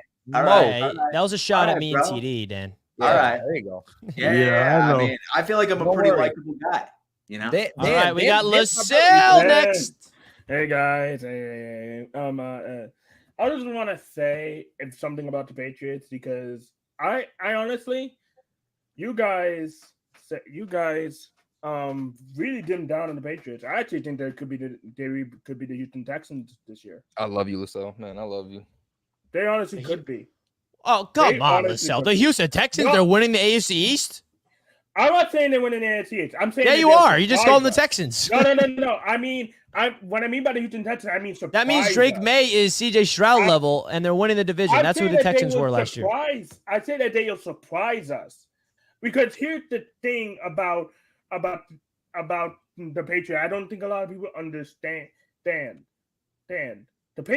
Patriots, he's right. They have lost to teams that by only about 7 scores by teams that were in the playoffs. So I'm supposed to be like hey, they got better, but they're going to be worse. You're going to have a worse record. I can't say that. So how many wins you got for New England, LaSalle? I like for me, if it's the way I think it's gonna be, 6. But if they like, how are the Texans with 6 wins? No, I'm saying if the worst comes to worst, they could get 10 wins. I'm saying the worst comes to worst, they could get 10 wins. They could get 10 wins. That is what I'm saying. There's a reason why I think they're gonna be See, Colby, all Jets fans aren't ruthless. Yeah. So yeah, just Colby's got you. And also, I said that he looked like when he was like, okay, bitches, listen to me, bitches, listen to me. He sounded like a sassy professor. Hell yeah, man. You kidding me? Big, I was just trying to talk, bro. That's the thing. I'm like, damn, I'm letting everybody take out, say their takes and whatnot. Here I am trying to speak about my damn team, and everybody's like not letting me get a damn word out, roasting me. I'm trying to talk about the quarterback controversy, and everybody's like, oh, he's talking about the bye week. No, he's talking about what's going to happen at the quarterback position, you idiots. But first off, was that a different LaSalle song? No, that was a LaSalle track. Nah, dude, that was definitely a different LaSalle track. Was it? I played played the wrong one. I think so, yeah. Oh, yeah, bro, you're right. That's the LaSalle track. Bro. Shout out LaSalle. You know what? We wanted to give LaSalle a new one. I'm happy that some people in the world are able to comprehend basic information. So shout out to LaSalle, man. Mo Srillas in the house. What up, man? What they do? What up, man? I just want to start out saying, man, all y'all fucking delusional. Think y'all gonna beat the Dolphins and sweep the division, and got these old crazy ass fans on y'all talking the same bullshit. Well, y'all, I don't know. Y'all need to wake up. Wake up, but we're going to drink some coffee right now or something, man. Cause y'all, that's ridiculous, man. I don't see Buffalo sweeping the Dolphins. I don't see the Jets beating the Dolphins. You might squeak one in. But I hate. Yeah, we're gonna sweep one in, Mo. Come on, you ain't sweeping no Jets. I Come on, let's agree mutually. It's a split, Mo. Come on. Yeah. I can't. You're not. So, you're not concerned about the Bills at all. Nah. The NFL always help y'all out. So they give y'all a night game in Miami because y'all cried and bitched about the hot sun. So they put y'all in a night game. That's ridiculous. Sucks, though, bro. That's ridiculous, man. The NFL always go for the crybabies. They always got to get the crybabies out the way. So we got a night game to whoop y'all ass. So we whoop y'all on Thursday night. We'll go up there in the week 9. You know what I'm saying? It shouldn't be that cold up there. It'll be kind of cool. 2 will be better. Kobe, man. What's up, man? buddy? What's up, I'm just gonna pray for y'all. Thanks. You know, dude, that's all I'm asking for. Truly, that's all prayer is real, man. Prayer is real. I appreciate that. Seriously. Pray You for my talking about mental next health year? too after this week. Like you talking about next year, man? Y'all be all right next year, but this year y'all got some things to work out. 100%. And you gotta, and Richie, man, stop playing them songs when that man be talking, man. That's real rude, Richie. That's It rude. became his theme song. LaSalle loves it. Did you not see, Mo, the chat asking for it? We all Yeah, I love ain't it. see it, but one more thing before I go. The New York Knicks and the Boston Celtics, they skated through the playoffs this year. Y'all lucky the Heat, Philadelphia, and Milwaukee was all injured. That's why y'all snuck through the playoffs this year. We see y'all ass next year. We will see The y'all next entire year. Knicks We roster's will see injured, y'all and we next year. beat a healthy Sixers team. What are you talking about? The Knicks are Come the injured on, team, and they're man, still here. Embiid, y'all whole team was there. Embiid was only Bro, like our all-star 60%. Julius Randle is out. I mean, Oh, he been Mitchell, out. We hurt him. We hurt him way back then. We did that. yeah, He you did hit that. her. So don't give me that nonsense that the 76ers have one leg. That's some bullshit, Mo. You know that. You say that the Knicks have an easy path. The Knicks are the most injured team in the league, and they're about to be in the Eastern Conference Finals. Enjoy Cancun. Man, come on, man. Y'all playing Indiana. No defense. Okay, we beat the Philadelphia 76ers, who was I Oh, think is better than Indiana. I agree. man, Boston. I ain't gonna say it. Boston really had it easy. Now the Knicks got it easy, but Boston really got it easy. Bro, how do the So Knicks got it easy when 4 of our rotational players are hurt, Mo? How? Hey, man. Without big body 4. Bronson, man, he carrying y'all. That's my dog. The man is a good player. I ain't gonna lie. The man is a good player. He carrying y'all this year. But hey, do what you got to Respect. do. Do what you got to do. Go ahead, go to the next round. If you get past Indiana tomorrow night, and go ahead and see Boston, man. I hope so. I want to see we'll good. beat Boston for you. I know the hatred runs deep for Boston for you. We got you. We should have beat Boston, but they're lucky Jimmy wasn't there. I know. I was rooting for you guys to beat Boston again. Well, Mo, we appreciate the call, man. See y'all next week, man. Y'all be blessed, man. Be blessed, brother. You too, man. Thank you. Where did TD go? What the hell, man? I don't know. TD just disappeared. TD dipped a little while ago. I don't know where he went, though. I love somebody pressing me about the Knicks, though. Now I'm forgetting some basketball debates. Who's next? Come on. Bring up the Knicks, Dan. I'm just kidding. Dan, listen. I never experienced Jets playoff. I'm experiencing Knicks playoffs. So it's very exciting for me, Dan. You get it? Dude, you only get one. You only get one. That's good, man. That's good. But I mean, I'll tell you what, man. Listen, the heartbreak's a lot worse. Say they don't work out. All right. Hey, man, I'm just happy to be here in the playoffs. Glenn. Man, you guys are so funny. You talk about history. Oh, let's talk about history. Let's talk about Miami can't win. But then you don't talk about, well, Jets can't beat Miami. You don't talk about New England can't beat Miami. Buffalo beats Knicks. So all that stuff is funny.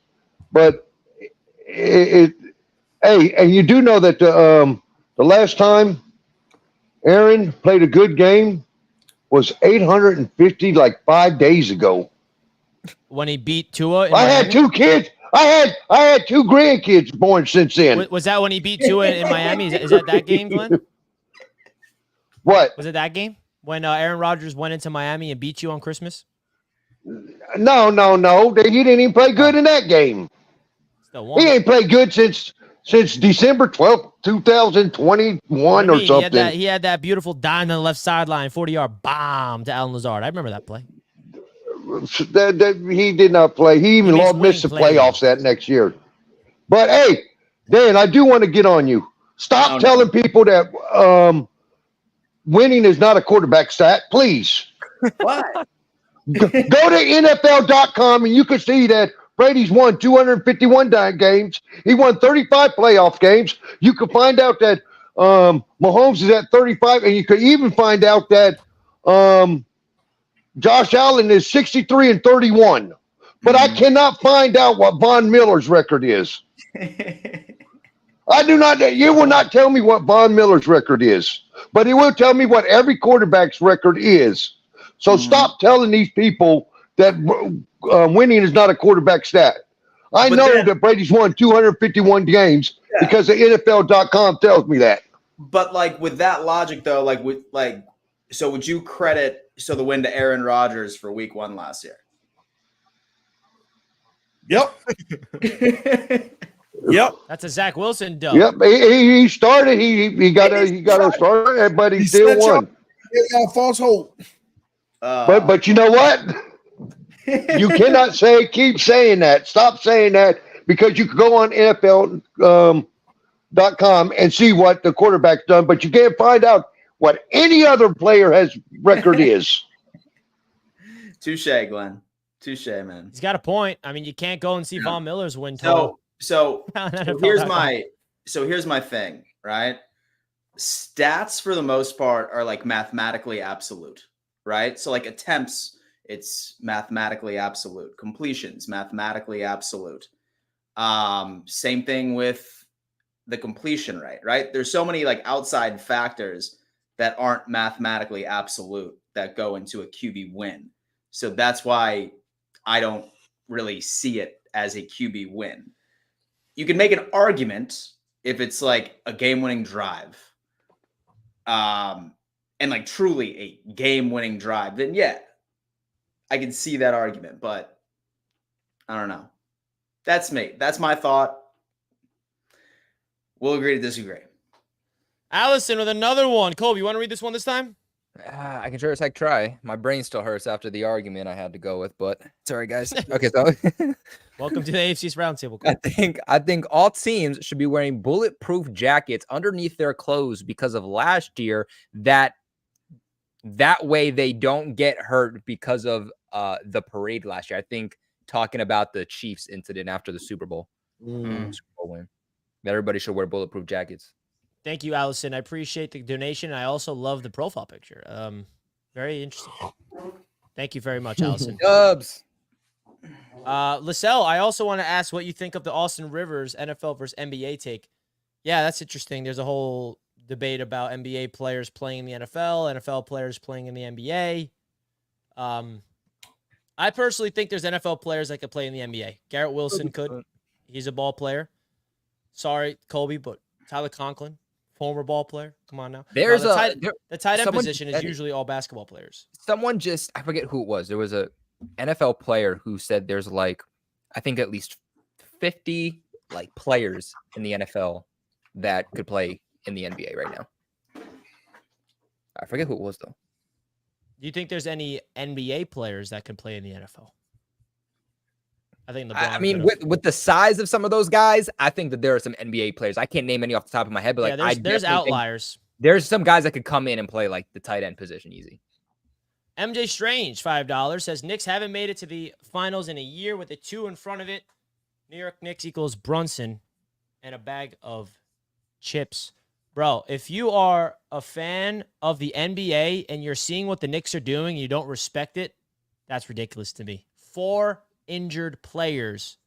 It's Brunson and the entire bench in the starting 5, and they're about to go to the Eastern Conference Finals. Give me a break, bro. What, TD? Richie, it only matters next round when you play Boston and get swept. Bro, the fact that we got this far is a miracle with the injuries. You not realize that? I'm glad you're satisfied by it because it's coming to an end. I said Eastern Conference Finals this year or bust. It'll be a disappointment. So if we get there, it's a win. Well, yeah, I get that. Congratulations. And we will get there. We're going to the I am impressed, though. I am impressed at what y'all doing, especially the little man, Brunson. Dog. Doing first things that we've seen since Michael Jordan. Michael Jordan is TDs? The man child, like Zach Wilson. And he backstage. He know why I said that. All right. Izzy is up next. Yeah, first of all, go Knicks. Let's go, baby. Izzy. See, we could be aligned, baby. That's what we talk about. Hey, man, as long as it doesn't end in Ets, we're good to go, right? Let's go. Let's go Mets. Come on. Nah, stop it. You got the we're Knicks. That's where we meet. That's about it. All right. Well, I'll take it. All right. So here's what I'll say. We're looking at these schedules in a vacuum, right? We're looking at the Bills, the Jets, the Dolphins, and the Patriots schedules in our own little vacuum, right? We're looking at the hardships we got to go through and not the ones that the teams we're playing against got to go through, right? So it's easy to say, like, the Bills have this tough stretch and the Dolphins have this tough stretch and the Jets have this one, and then the Pats are only going to win 3 games because of this. we're not accounting for the tough stretches that the opponents that we play also have to deal with. And so while we can sit here and say we're going to win 12 games and we're going to win 11 games and this team's going to win 3 games or 5 games or 6 games, the opponents also are going to go through their hardships. And so dealing with that, we're going to have to also look deeper than what we just looked at to really get a grasp, Yeah. get a grasp on what's really going to happen, because we're not the only ones who have to deal with the schedule and the difficulties therein. TD kind of illustrated that when he talked about the Bills coming off the Thursday night game and then going to Miami or whatever, or dealing with the week 1 game and then going to Miami for that game, and then the Dolphins also playing on Sunday and playing that Thursday. Same situation. There's a meeting there where we both have our hardships, but there's going to be other games that we play other teams from other divisions, other conference, that there's hardship for both teams. And so there's more to it than just what we're looking at. And I want to bring more depth to the conversation than just this is what we see on our schedule. There's also stuff on their end. And so I do see my Bills going 12-5, but could be different. So we'll see. See, that is a really good. Thank you, Izzy. See, that's a great take because, like, say that you think about it. I feel like when you look at a schedule, especially during the release, in our minds, we're automatically thinking that every single opponent is going to be at 100% health. And that is quite simply not the case. The Jets will be. So I think when it comes down into it, and I mean, hell, dude, listen, I mean, I think I would almost rather have my gauntlet toward the end of the season. Let's go, TD. Woo! Because not us. It's going to be 9 times out of 10, not the exact same team. There's going to be people on the IR. There's going to be people on the injury list that aren't going to make it. So I don't know. Yeah, I respect that take from Izzy as well. Glenn with the $5. Great TD predicts low record so he can come back at the end of the year and say he told you so. You know what's funny about that? I predict low records so that I can come back at the end of the year and say I told you so. So I predict the truth so I can say I told you so. I mean, I don't get it. What is Glenn trying to say? Maybe y'all can help me. I think what he means is you're predicting low records, so you don't. I don't know. I mean, if I predicted 12, is it TD's predicting high records? So at the end of the season, he can say I told you so. I don't know. I mean, this is all I'm going to say, TD. On this show, but they say I'm hedging. They say I'm hedging. I guess just in case we don't do well. That's what it is. Oh, but if we do well and we win 12, then I'm just wrong. No, so I think it's so when that inevitably happens, you could be like, yeah, I told you so. This is going to happen. It's protecting yourself. So how is that protecting myself? Just making a prediction on what I already think is going to happen. This is all I ask for you, TD. Please. This is all I ask for you. What you showed us tonight, just be consistent on the huddle. I am consistent, Richie. No. From here on out. Okay. What did I say tonight that I don't say on the huddle? I am not saying you've done. Take the past away. All I'm asking from the now and the future from now on, what you said today, I'll be holding on to. Just know that. Richie, tomorrow's a different day, Richie. See, that's what I have to deal with, guys. I have to deal with this guy. I have to deal with this guy. He comes on one show, he says nothing, and the other day he's like, yeah, Richie, 4 wins Jets, 12 wins Dolphins. I'm like, what? Did you not? I was on 3 hours talking to you about the other thing, but I digress. Let's get into the man of the hour. Let's get into the last but not least. Let's get into the final Patreon caller of the show, guys. Hit the like button. Round of applause. Drum roll, please. Okay, because this guy is about to come with the fire. Hey, AFC East, how y'all doing? AFC East Roundtable, gentlemen, how are we doing this evening? We're doing good, man. King. Yeah, how you doing, man? Great to see you. Good. Now that we got the pleasantries out the way, let's get down to business, baby. Kobe, you done lost your damn mind tonight, son. I don't know what the hell done got into you, but you done lost your damn mind. First of all, let me correct you on something, son. You did not have the worst quarterback play last year in the NFL. We did, okay? We had the damn child, okay? And you ain't finna sit up here and tell me Macaroni Jones is worse than that fucking child we had at quarterback. Now you done lost your damn mind, okay? At the end of the day, son, accept that you're gonna win 3 fucking games. Okay?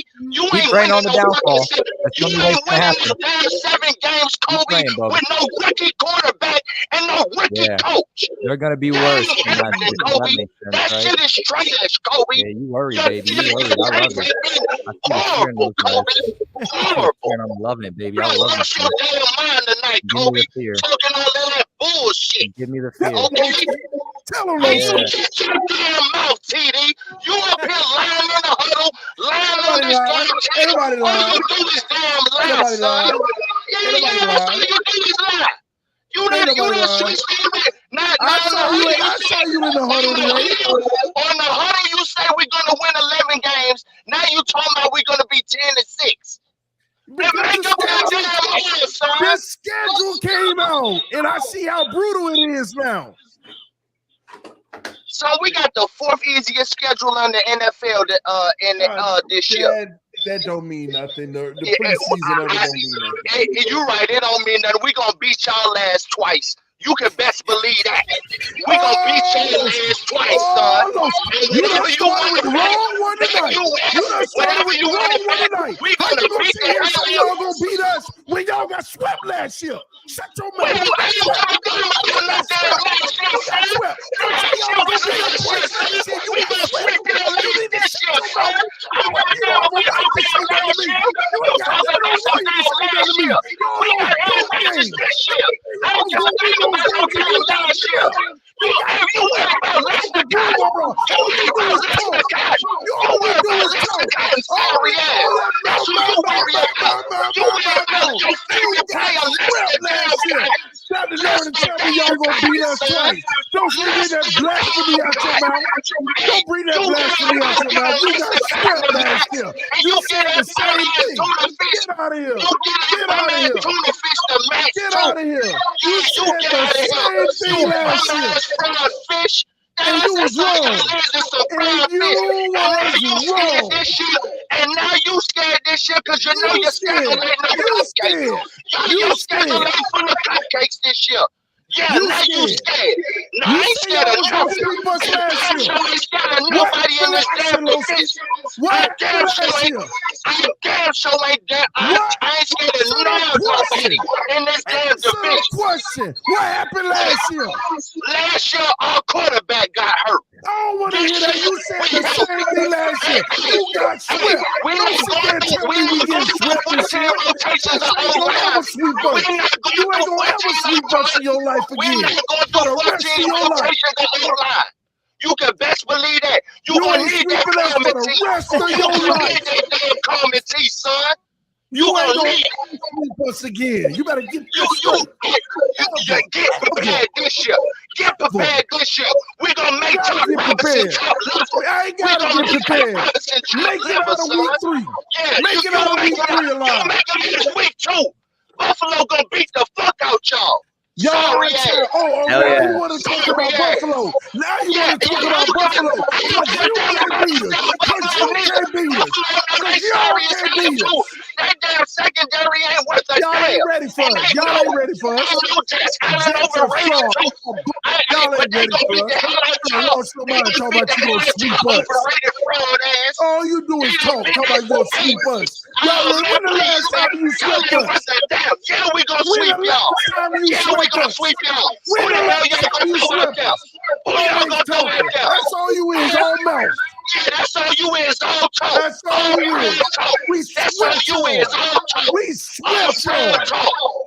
We swept y'all. You ain't gonna do it this year. You ain't gonna do it this year. Your two L's and got swept, baby. Y'all got swept. And you're lucky we see you at the end of the year, not in the beginning of the year, bum. Swept. JTS, Jets. Swept. Okay, you know what? Nah, Jets fans. Hey, you know Jets what, fans dude? get mad at Listen, me. I was spared. Hey, dude, I Bro, was spared King- during that low. No. Freaking He Lowe's. always Way to talking. No, he represent. always talking that noise. You see, he was all good until he talked about they were gonna sweep us. When the last time y'all swept the Dolphins? Don't be coming with that crazy stuff. I don't respect the split, but don't be coming talking about no sweeps. Nah, look, You Jets said fans, the same thing last year, and you got swept. Jets fans are getting a little Jets out of fans. control. I had nothing against Jets fans until probably about the last year. It's crazy to me that the dildo throwing Buffalo Bills are the best fan base out of these three, like the most tolerable fan base. It really does genuinely blow my mind. You It wanna makes know why no that sense. is, Colby? No, but listen, You want to Richie, know why it makes that is? no- I can tell you why. Richie, 1 second. It makes hammered. no sense It's to science. me. It makes no sense to me how you Jets fans are going to go crying about how Zach Wilson improved. He actually wasn't bad last year. He was better than this quarterback, that quarterback, said and the next that? quarterback. But then come in here when the narrative is right for you and say he was the I don't worst know quarterback in I the don't know what Jets National fans you're Football listening League. to because that was never the narrative. Absolutely absurd. You were Richie, even you were trying to say that Zach Wilson took a step forward and he was actually a tolerable quarterback last year. Yeah, You're I mean, trying to are you going to ride the narrative? I wasn't the majority, and I admit I was wrong. The majority of the But Jets fans were not saying that. I was the minority saying that, and I admitted to be wrong. If you're trying to tell me that Mac Jones was a better quarterback last year than Zach Wilson, I am here to tell you that is just not true. I mean, that's a crazy that's even the debate truth. to have. Who's worse, Mac Jones or Zach Wilson? They both sucked. But yeah, that's what I'm Mac saying. Jones, Like, is it worth Mac the Jones debate? did more harm to the Patriots last year than Zach Wilson did to the Jets. It's not a debate. And listen, the reason why the Jets fan base is the way it is, and Jets fans, let me say this, never change. Actually level up, okay? That's who we are. I love when people especially say stuff to me, relax, bro. Why are you getting so overly excited? No one can match our passion. No one can match our love for this team. Want to know why? Because all we do is lose, and we've built this fan base of suffering, and real Jets fans that are still here today has been through misery. 13 straight seasons with no playoffs, and look at us. We are starving. If we get a taste of victory this year, you best believe that everybody will hate our fan base. Look at the Knicks. Dude. Look at what the Knicks are doing. The Knicks win one playoff game. We're parading the streets like we won a championship, and we have the whole world clowning us. And I'm the opposite. I'm like, yeah, I want to be in that streets. Keep clowning us for being overexcited. That's who we are.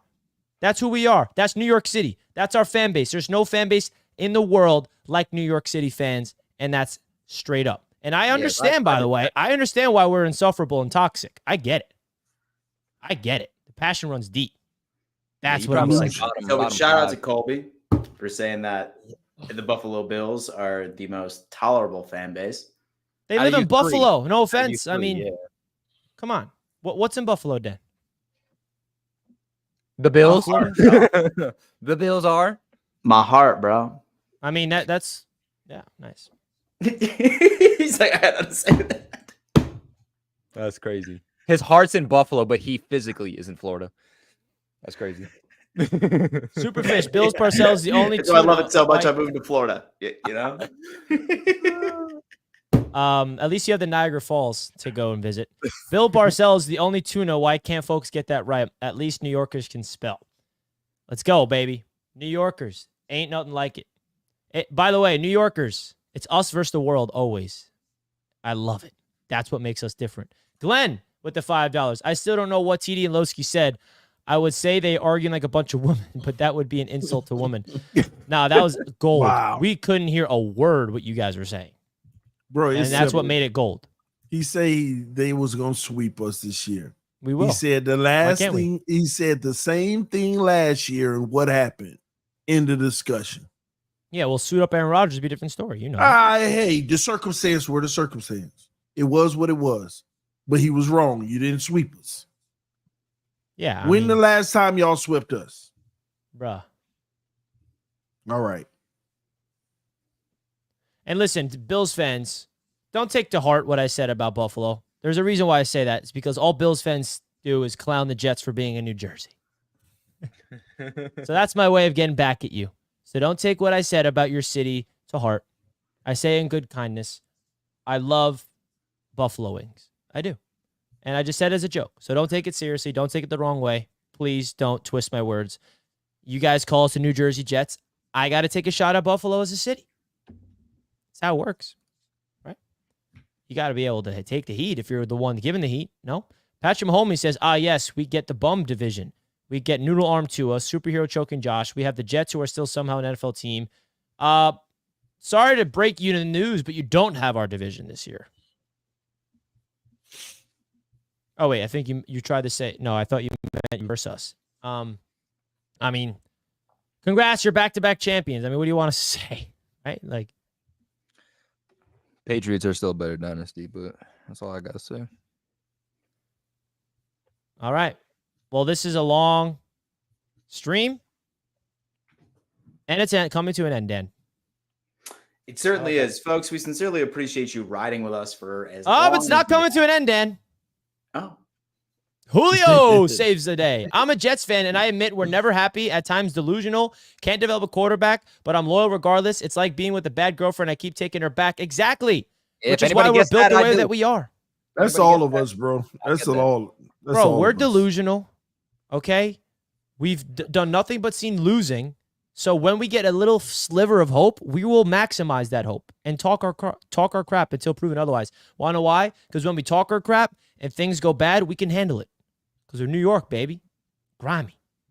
Thank you, Julio, for the $10 super chat. We appreciate you, man. Let's go Jets, bro. Let's go. Well, thank you guys for tuning in to another episode of the AFC's Roundtable. We'll be live on the Huddle tomorrow to break down the schedule even more. Thank you guys again for tuning in. Oh, King Lowski, 40-17. What are you going to say about that game when we beat you 40-17, TD? Why did we beat you 40-17 that game? 2 years ago. When did that happen? 2 years ago. Why did we beat the Dolphins 40-17? Why don't you enlighten us? Two of them must have got hurt. Yeah, exactly. Your starting quarterback was injured, which is why we beat you. Okay. So yeah. Why'd you sweep us last year? Hey, if I said that we were going to sweep y'all that year, I was wrong. So y'all need to accept the fact you were wrong, that you were going to sweep the Dolphins. That's just that my simple. point. But guess what? The same excuse you have for 40-17, your quarterback wasn't healthy. It's not an excuse, not Richie. consistent. We It's lost. the reality. We lost at the end of the day. You So had did the we. better team.